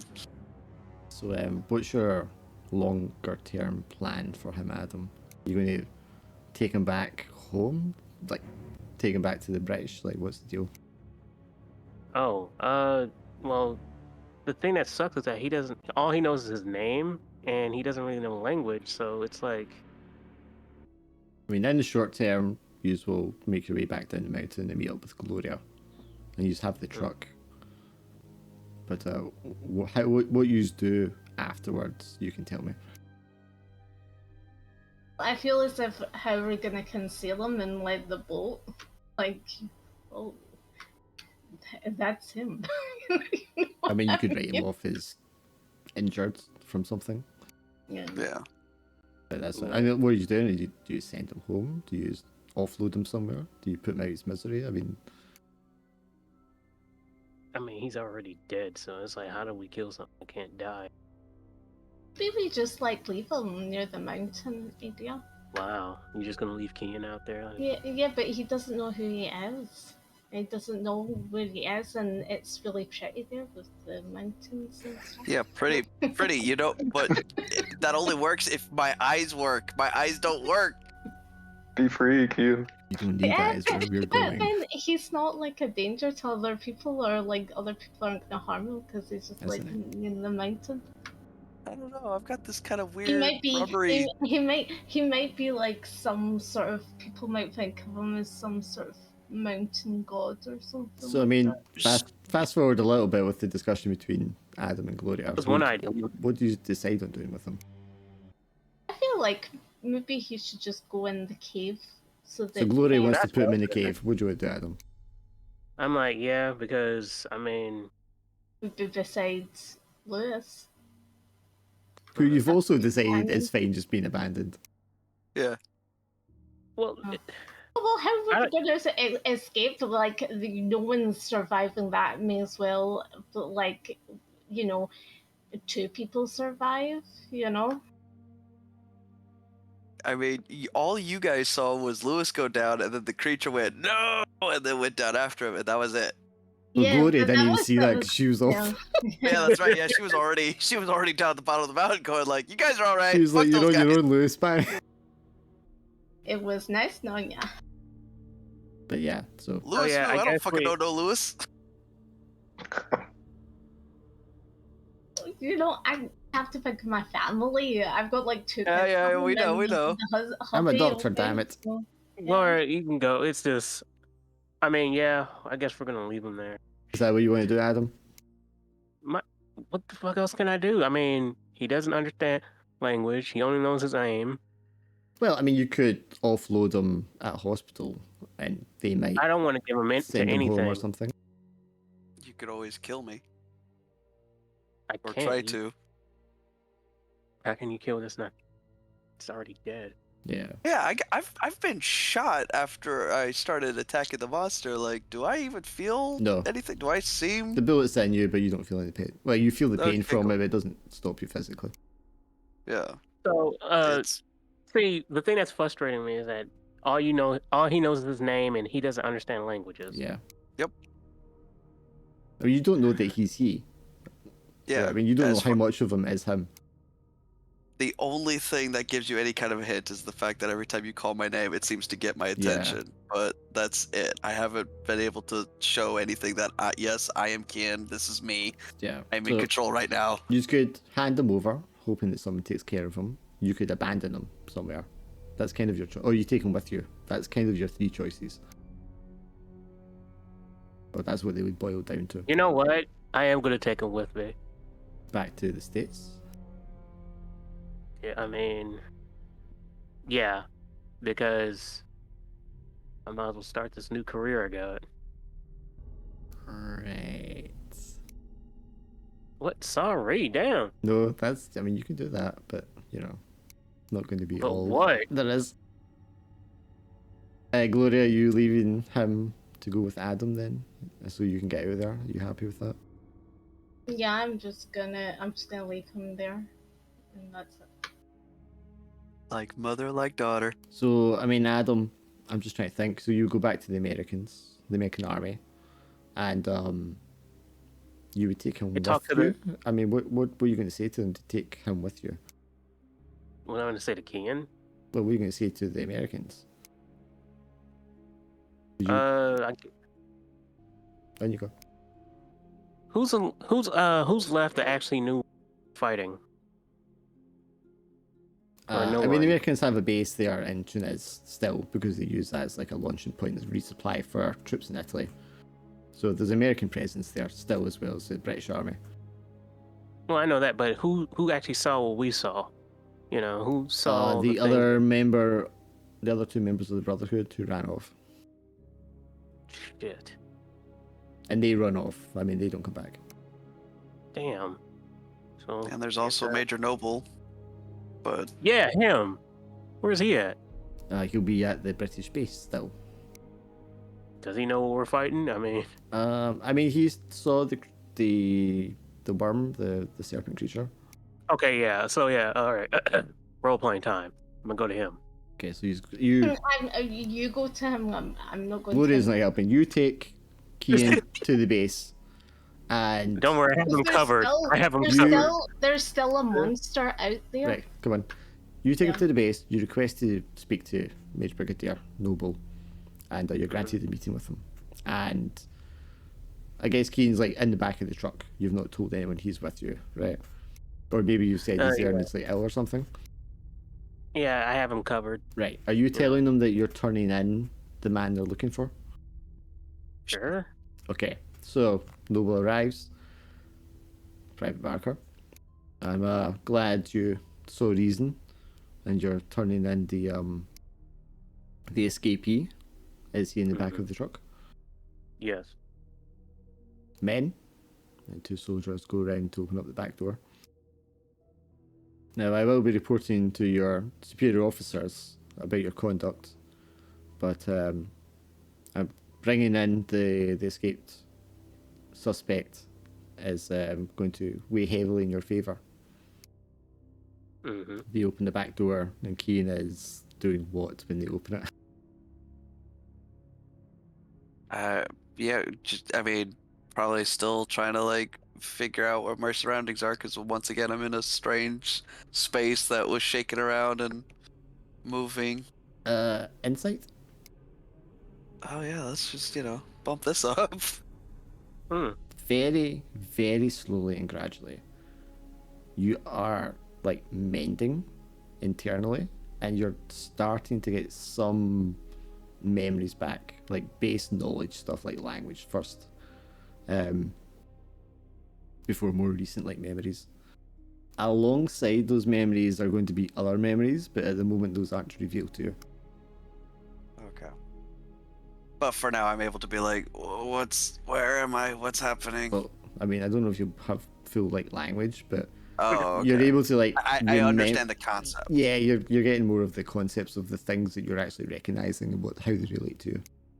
Right. Okay. So it's like they're speaking, but I don't understand the words. Okay. Or maybe you're able to get more context from what's been said. You know what I mean? But yeah, you're not fully there yet because this is only a short period of time to it. For sure. Sorry, Adam, what did you want to say there? I told them, like, you guys are going to hang him, aren't you? Well, I mean, it depends on the verdict of the court martial. It's not up to me. Very well. The men open up the back door and Keen's like, zombie-like, and they're like, Major?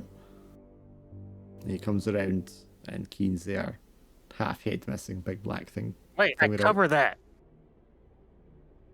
Well, maybe they like pulled it off, trying to make sure it was him. And he's like, what's happened to him? So I don't know, sir. However, how I know it's him, Ken. Yeah. Knows his name. This is how we found him. Okay, he will order the men to take quote unquote Keen away somewhere. Actually, put him out in the outside buildings where the other creature was kept until we figure out what to do with him. Wait, what did he just say? They take him away. There'll be paperwork for you to fill out, Adam. Very well. And a witness statement to be given. Do you know the whereabouts of Private Barker and Dr. Pemberton? Not sure, honest. You go through the paperwork, there are interviews, you're passed off to the officers in the American Army, there's a debriefing, a lot of interviews. How much are you kind of telling them about what happened? I only told him like the surface of it. So enough to make it just like passable. Yeah. We Yeah. got captured. Sorry, go. Yeah, we got captured. You know, we got away, but we split up, and then that's all I knew. And yeah, I mean, you're there days, weeks. There was a talk of discharge, possible imprisonment, all the rest of it. But eventually, it's decided you'll be, discharged and sent back home because they think you're not right in the head. They don't give like a detailed explanation, but you feel like it's kind of been brushed away just so that it doesn't have to be dealt with. A few nights before you're sent back to America, however, is when the nightmares start. Whenever you find yourself nodding off and going to sleep, Lewis is there with you in a long, dark passageway of the temple maze. And Lewis, I mean, every night you run into Adam, who just appears in the passageways that you're roaming around, and forever being chased by the Keeper at a distance. We both being chased, or just You're being chased. Lewis is just there. I can't like do or say anything to try and help Adam or anything. You just know that if the Keeper catches him, he will be trapped here forever with you. Can I do anything to like try and delay the Keeper from catching up? Yeah, I mean, you can't have any effect on the Keeper. The best you can do is help guide Adam as best you can through the passageways until he's able... So you're like left, right, up. Until you're able to awake again. And each morning you're awaking, your muscles ache, you're exhausted from running all night. And this continues night after night without end. Well, I know what I'm doing. I'm exercising. You This get back to the thing. States, you come off the bus in your hometown, your mum's there, your pop's there, your sisters are there. They tell you, your brother is written, he's taken some shrapnel in the leg, but he's fine. He's going to be sent home in a few weeks. And you'll all be together, safe and sound. They lay out your favourite spread for dinner. Midlands. Yep, all the neighbourhood are there to greet you. Hugs and kisses, warmth. And after weeks of restlessness and fear and not being able to sleep, you feel like you're content and home and safe and warm. And maybe now you've put this distance between you and what's happened that things will change. Well, hell no, I don't. It's time to get a book. What book? I'm gonna write down everything and give it to... Sure. to my Sure. newborn and everything. That night, you procure a diary and from one of your sisters and start writing down everything. Yep. But And guess what? I eventually, still have the picture. yes, you put the picture in the diary. Eventually, though, you have to sleep. But you're hoping now that you're home, things will be different. And as soon as you fall asleep, Lewis is there in the passage waiting for you. Ready? Here we go again, I guess. Let's go. Good. The next morning, your mother comes in to your room to check on you, and your bed's unmade, your shoes are not there, your jacket's gone.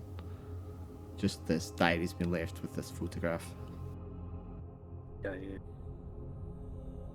And you spend the rest of your days traveling further and further, hoping eventually you'll be able to outrun this thing and the nightmares will stop. But they never do. Gloria, you, after you leave Adam and Kian, what do you do? I go on a boat to England and see that there's a boat, and I get a ticket. And Okay, so you report in, and so they'll send you home? yeah. Or are you going like civilian, trying to like sneak back to Britain? No, I report in. Okay, so again, debriefed questions. General Parsons himself meets you in England to debrief you and ask you, what happened to Farrington, what happened to Weston, what happened to your team. How much do you explain to him? I want to be quite not like light on it. I don't want to be like my mum about the crazy. So I try to be a bit more light about it and kind of make out like some of my what's called team members had gone a bit crazy. And so, and Keane shot Farrington, obviously you're going to say that. What do you say about Weston? I said like Weston was a madman. So they were all kind of Disappeared. crazy. Yeah, went crazy, disappeared. All right, and eventually you're released and sent back to your family. You show up at the family home, out in the country, like your aunts, your sisters, and so it was your aunts. Yeah, yeah. No, it was sisters because it was like sister-in-law. Yeah, sister-in-law. Yeah. So your husband's there, and your daughter's there, and she's like runs up like mommy, and your husband's like, it's so good to see you, darling. But yeah. You hug and you kiss and you talk, and then you notice Rupert isn't there with him. Your young boy. Where's Rupert? Oh, he's in the playroom. He's been a little reserved, but I think maybe now you're back, he can get back to normal. Yeah, I run into the playroom. And Rupert sat there, all the toys laid out on the floor around him, and he's got his back to you, and he's like sitting hunched over. Rupert, darling, Rupert. It's Mummy, I'm home. You walk over to him, and he like eventually looks up at you, just kind of sad face. Oh, Mother, you're back. Yes, I'm back, darling. I missed you so much. Mummy loves you so much. I kept it for you, just like I said I would. You kept what, darling? What did you keep? He holds up the little statuette that you'd bought at the marketplace.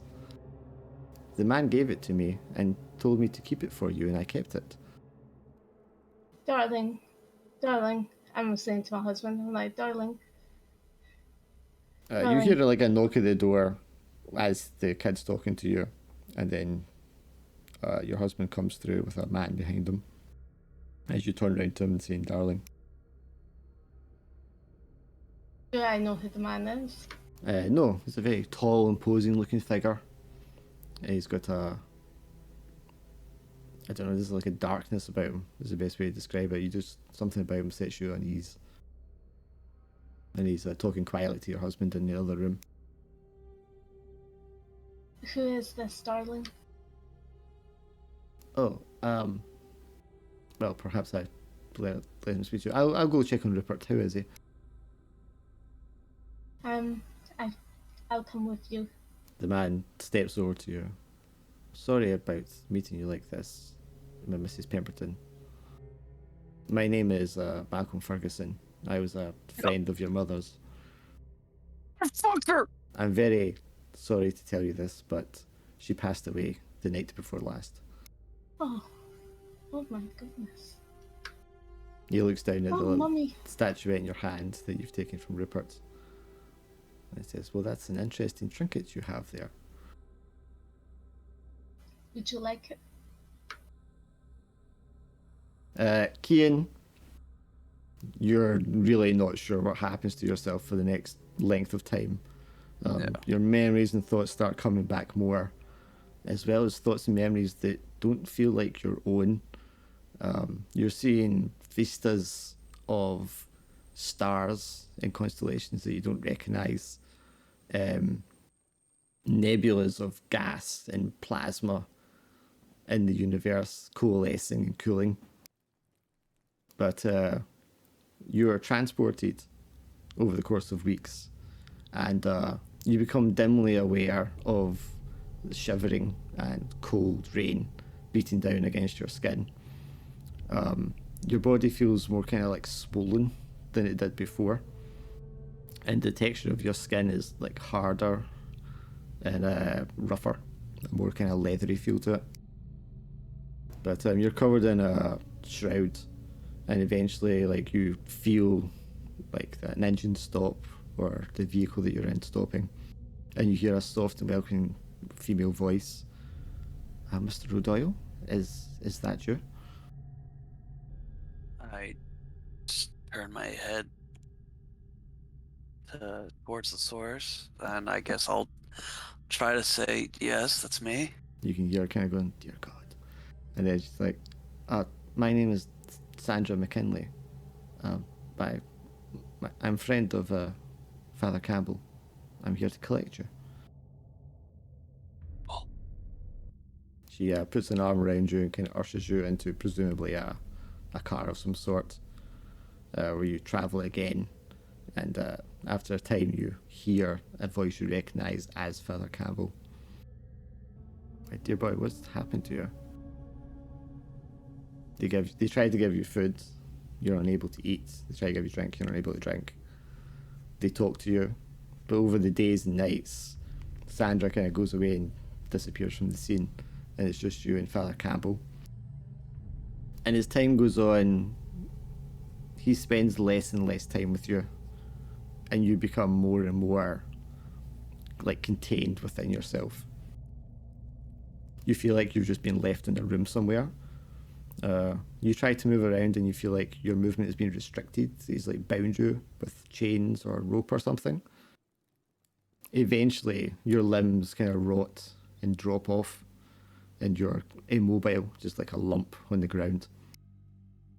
One night, Father Campbell comes to you with two other men. You can smell the alcohol off their breath, and you hear the clatter of something heavy in the room with you. They lift you up and put you inside a casket and nail it shut. The casket is loaded on a truck and driven to the only place that Father Campbell knows a creature such as yourself could be. And you're taken deep into the deepest parts of the Edinburgh vaults. This oldest section has been long walled up, but Father Campbell has spent the last few nights chipping away and opening up a hole just big enough for this casket to be slid through, and your casket is pushed through into the sealed chamber.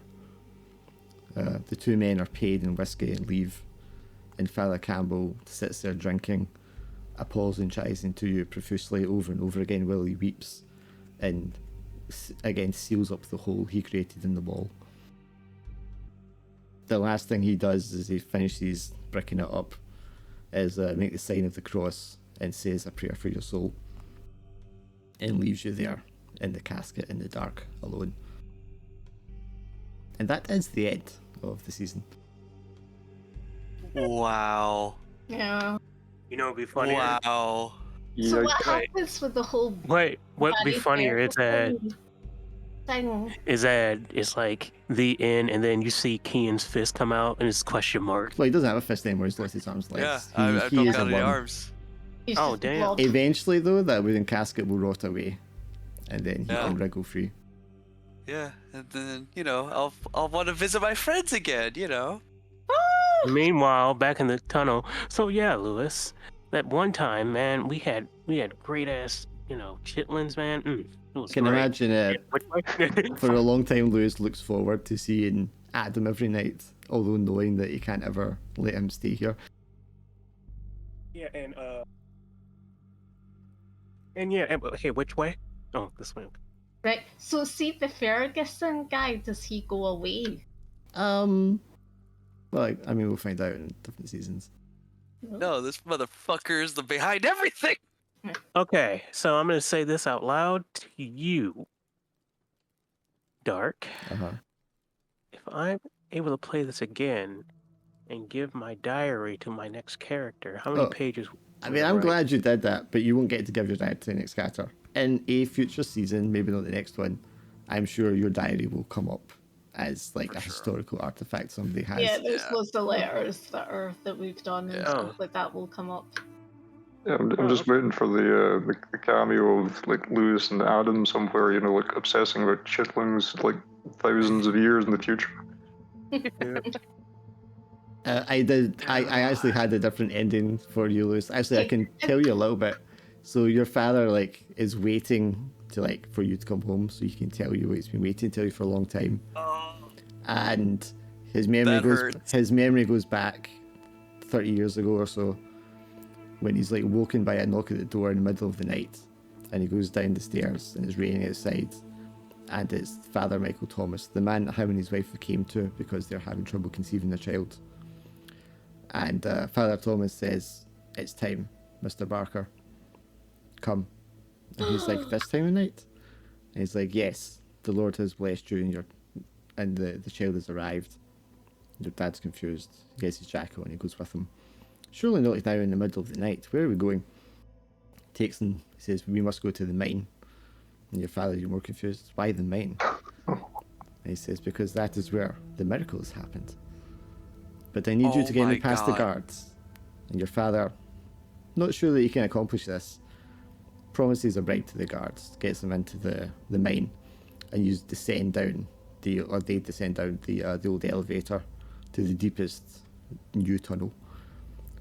It's like, "Take me to the new tunnels." And he's like, the exploratory ones?" He's like, "Yes." He's like, "But they've been closed off. They ran into something, and it's dangerous. It cannot be mined." This is like Chilling Adventures. And he says, and he's of course, but he's got utterly confused now. He has no idea why. They go through the tunnel's darkness, and Father Thomas gives him the lamplight and starts rolling up his sleeves, and he walks up to this wall, and as the lamplight is held up by your father to this wall, it's like this muscular, fleshy substance rather than rock, and it just looks wholly unnatural and out of place.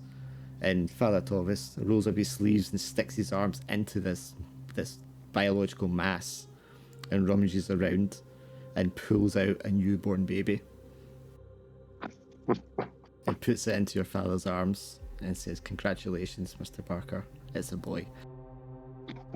Eek. And your father is Yeah. overcome with love for this child at that moment, that he raises you as his own. We're made from magic. I was going to have him think about and tell you that when you came home, but you're never going to come home. Oh, Yeah. yeah. Okay, so the artifact that I touched that made me a worm? Yes, the scale.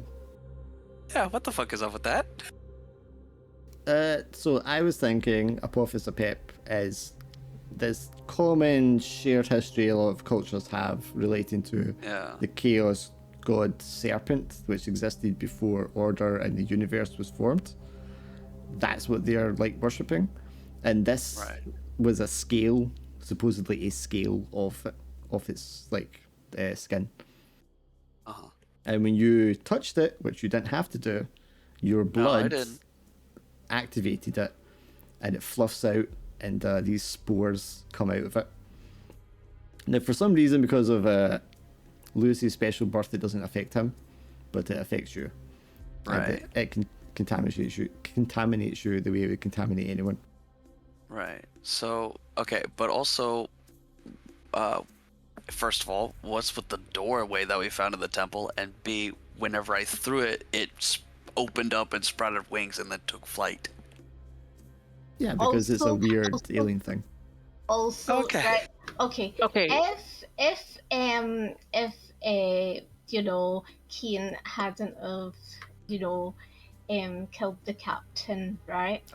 What would the story have been?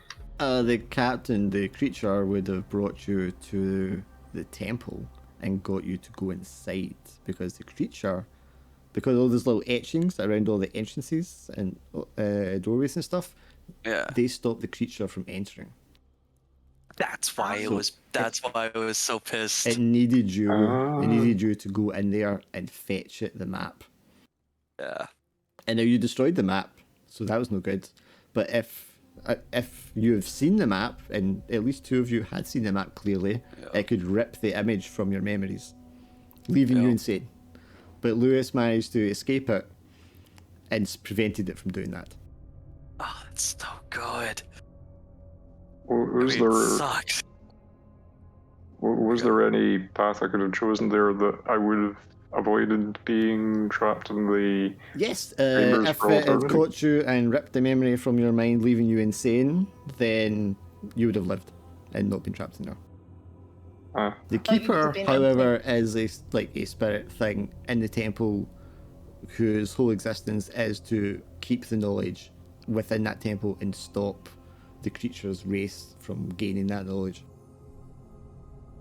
So the faceless guy is kind of a good guy. He just it's not even a guy. It's just I was thinking of it as like a golem. Spirit. Yeah, something's been created for a purpose. Yeah. But technically his purpose is good. Yeah, it's kind of benign at least, I guess.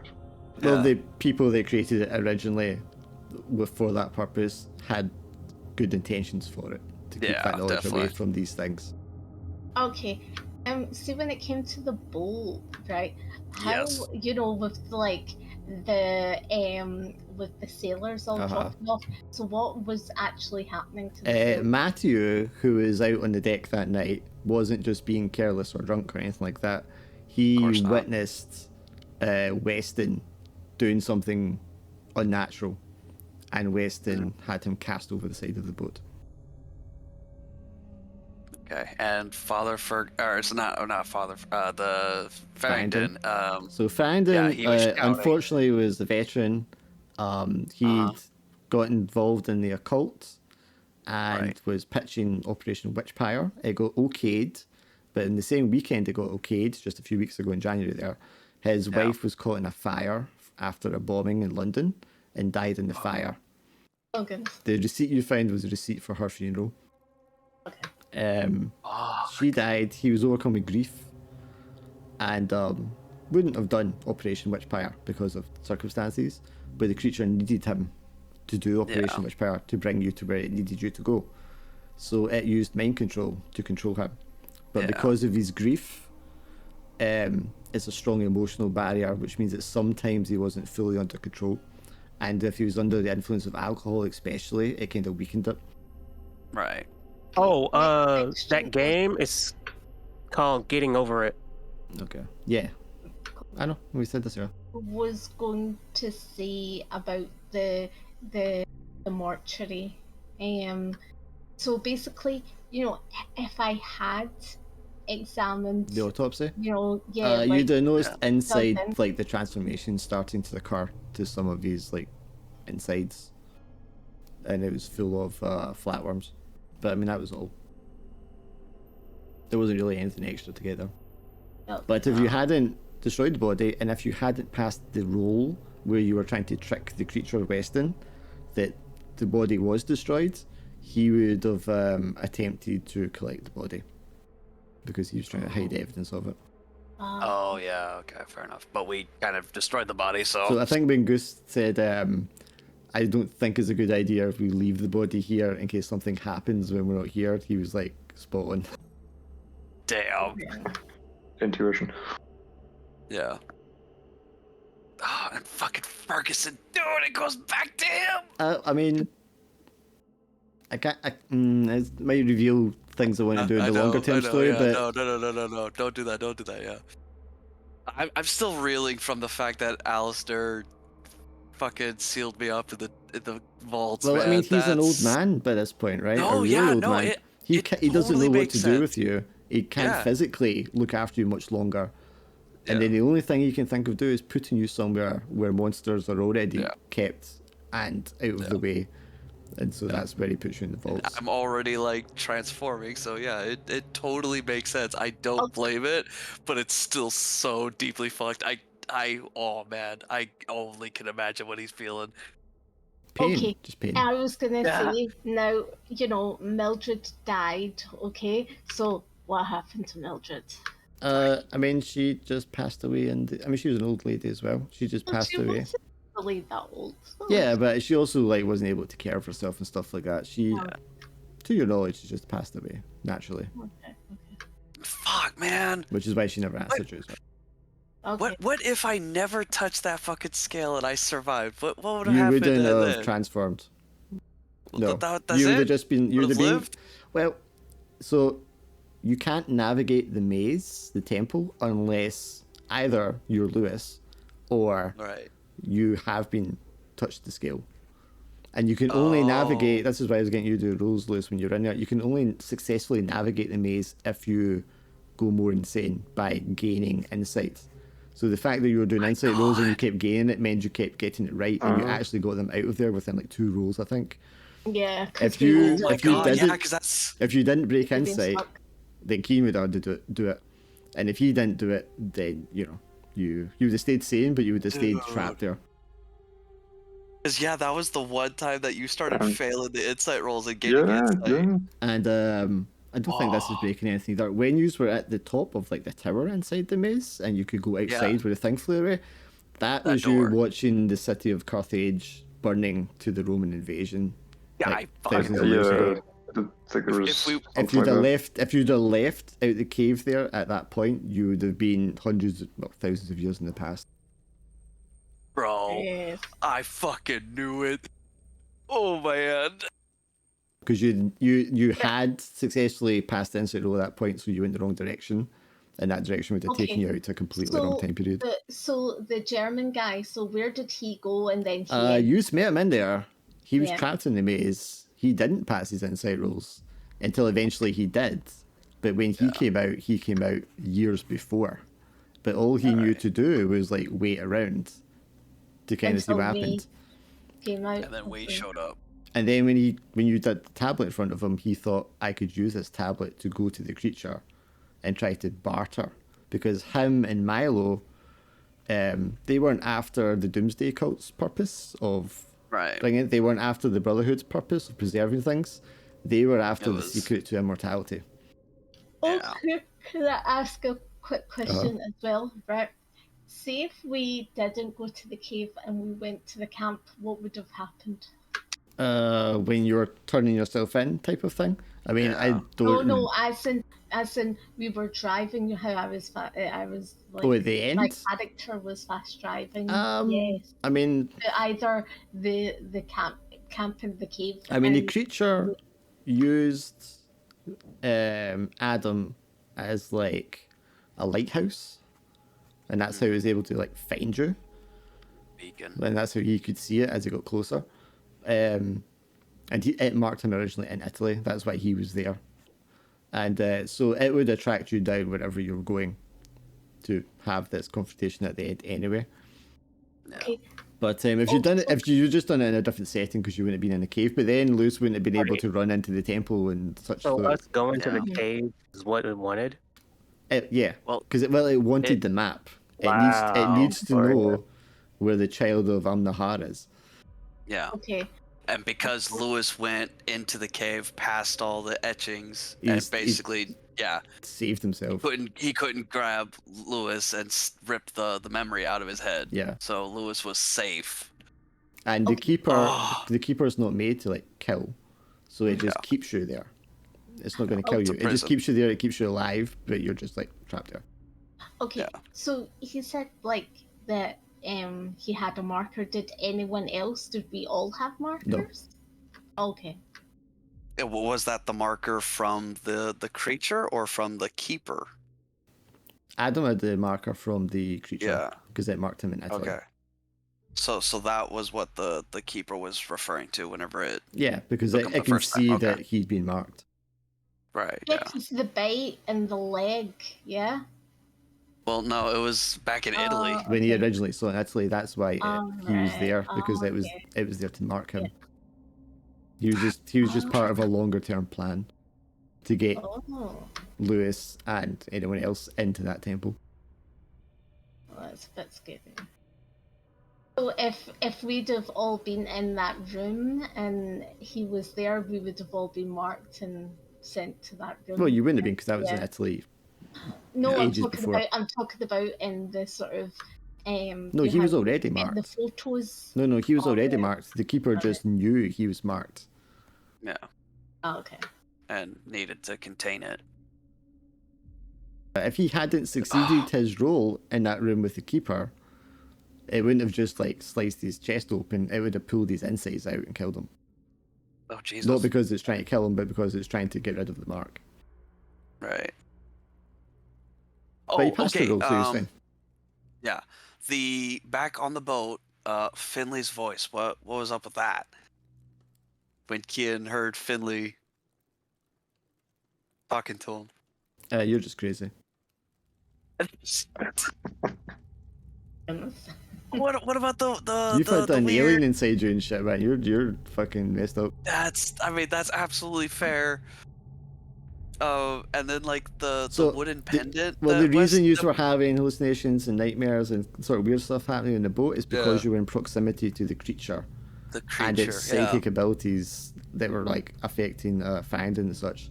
That's why I said when you were away from them and just with the Brotherhood, you slept better because you were finally like away from the proximity of it. It was having like a knock-on psychological effect. Okay. Which is also why what's his name? Marcel killed himself. Oh shit. I forgot to ask about Marcel, yeah. And yes, the pictures of like Marcel and Fangden and stuff in the temple he was taking photographs, but he was like snapping photographs of different sort of alternative universes. Yeah, I figured it was that. Yeah. Oh man, that's so weird. So like even the photo. So there was like circumstances where together? Fangden wasn't killed and he was actually made it to the temple with you. That's kind of like a snapshot of that.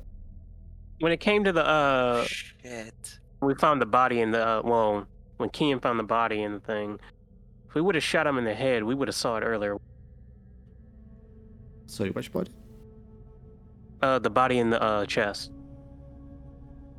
When Kian, sorry, I don't know what you're asking. When Kian found it?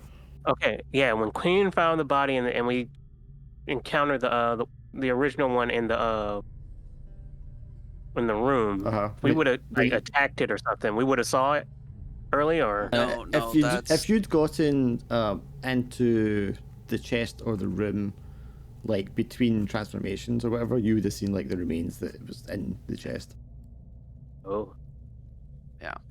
It needed time to like assume a form. The person doesn't have to be dead for it to assume a form, but it needs time to like take on a form. And then when it discards the form, obviously there's like leftovers. Yeah. Oh, so how many mistakes have you seen us do in the campaign? Mistakes? God, so many. Yeah, like ones like, oh man, just go to that place. Well, no, I mean the thing that threw me off was him shooting Fangden in the stomach. Oh. That threw me off because then I was like, they're just going to arrest you, and how do I get you out of that without ending the story? No, That was difficult. But I failed the insight roll, and I was already like, I was already kind of confronting the creature, so I was like, fuck this guy. It still needed him to go to the cave. The guy being infected, I mean, the creature didn't know that the guy had been infected. It didn't know that he transformed. That's that's like incidental to what it wants and what it needed to happen. So that was like a separate thing. You turning into a worm is like incidental. That's not part of the plan. It's not what it kind of needs or wants to happen. So what did he say to the worm but right before it escaped? Because we heard it say something, but it was like we couldn't hear exactly what it said. Oh, I mean, it would have said something in ancient alien type language. Oh man, fuck it hell. He probably was like, get on out of here. It's probably not going to break future things to say that the transformation into like the worm, quote unquote, is because you've inhaled a piece of the chaos serpent. Right. So you kind of become like a hybrid of the chaos serpent. You're not its children or anything like that, but it's just an effect that has in human biology. Right. That is entirely separate to the creature though, which is its own race. Yeah. That's why it was kind of jealous because I was closer to its god, but I was an abomination. It needed. I don't need to tell you. I'm not going to tell you the whole story because that's going to crop up later. But it needs something from that, like chaos serpent thing, and honestly, like you become like a hybrid is almost kind of like a blessing, sort of thing, and it can't have that because its physiology can't happen to it, basically. Oh, interesting.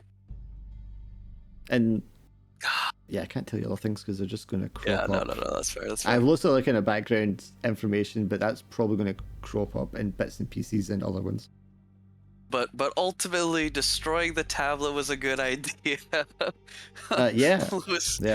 At that point, I was like, shit, is that just like the end? But then I was like, well, no, because you've seen it, and it's psychic, so it could just like pull out your head. But then you got your head blown off, so then there's only one person that can pull it out of. That's so good.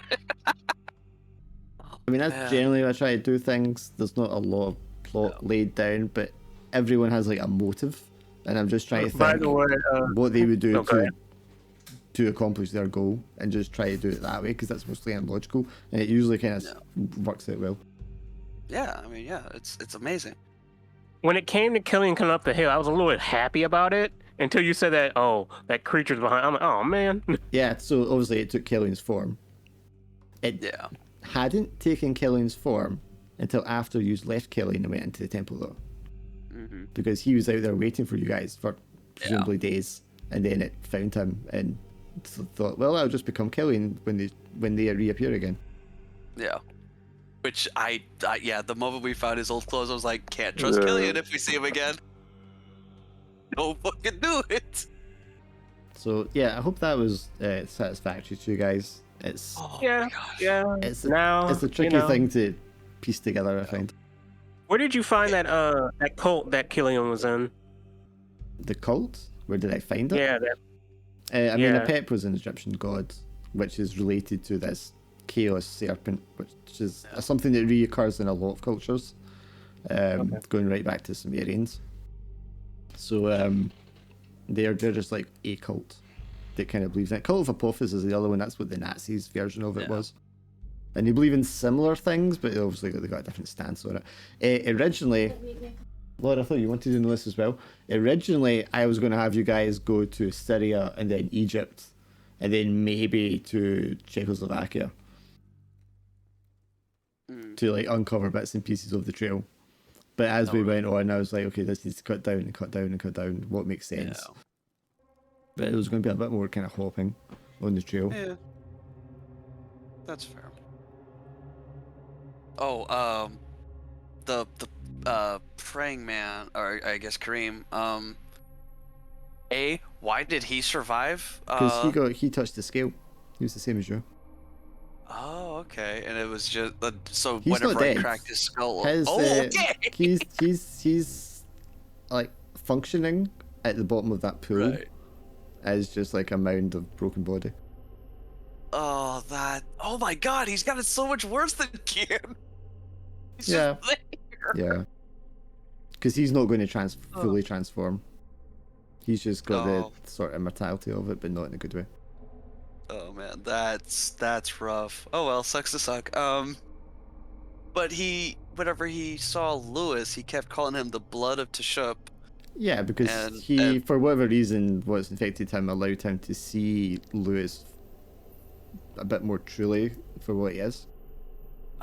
Which is some twisted Cthulhu stuff. He's not even Because human, he's man. born of the earth. Well, he's human, but you know. When it comes to making characters, you okay about them actually friends with like characters from the Cthulhu Mythos or? Well, no, because Oh, we'll have to talk about because it. it's its own story. The next one will be Oh. 1955. It's going to be set in the US, I think. But I mean, you don't Okay. need to pick characters that fit the setting of picking, because that's why I feel like this one ran a little more coherent, maybe, because I was more restrictive about who you could be. Yeah. Before or after war? Don't hurt me. Well, 1955 is after the Second World War. It is. Oh right. 1955 is like the atomic age, as they said. Yeah. Right, I need to go. Laura's tapping her phone. I can come back in a little bit though. She's no tapping worries. her phone like time. Yeah. I need to make a coffee. All right, see you then. I will back soon. Yeah.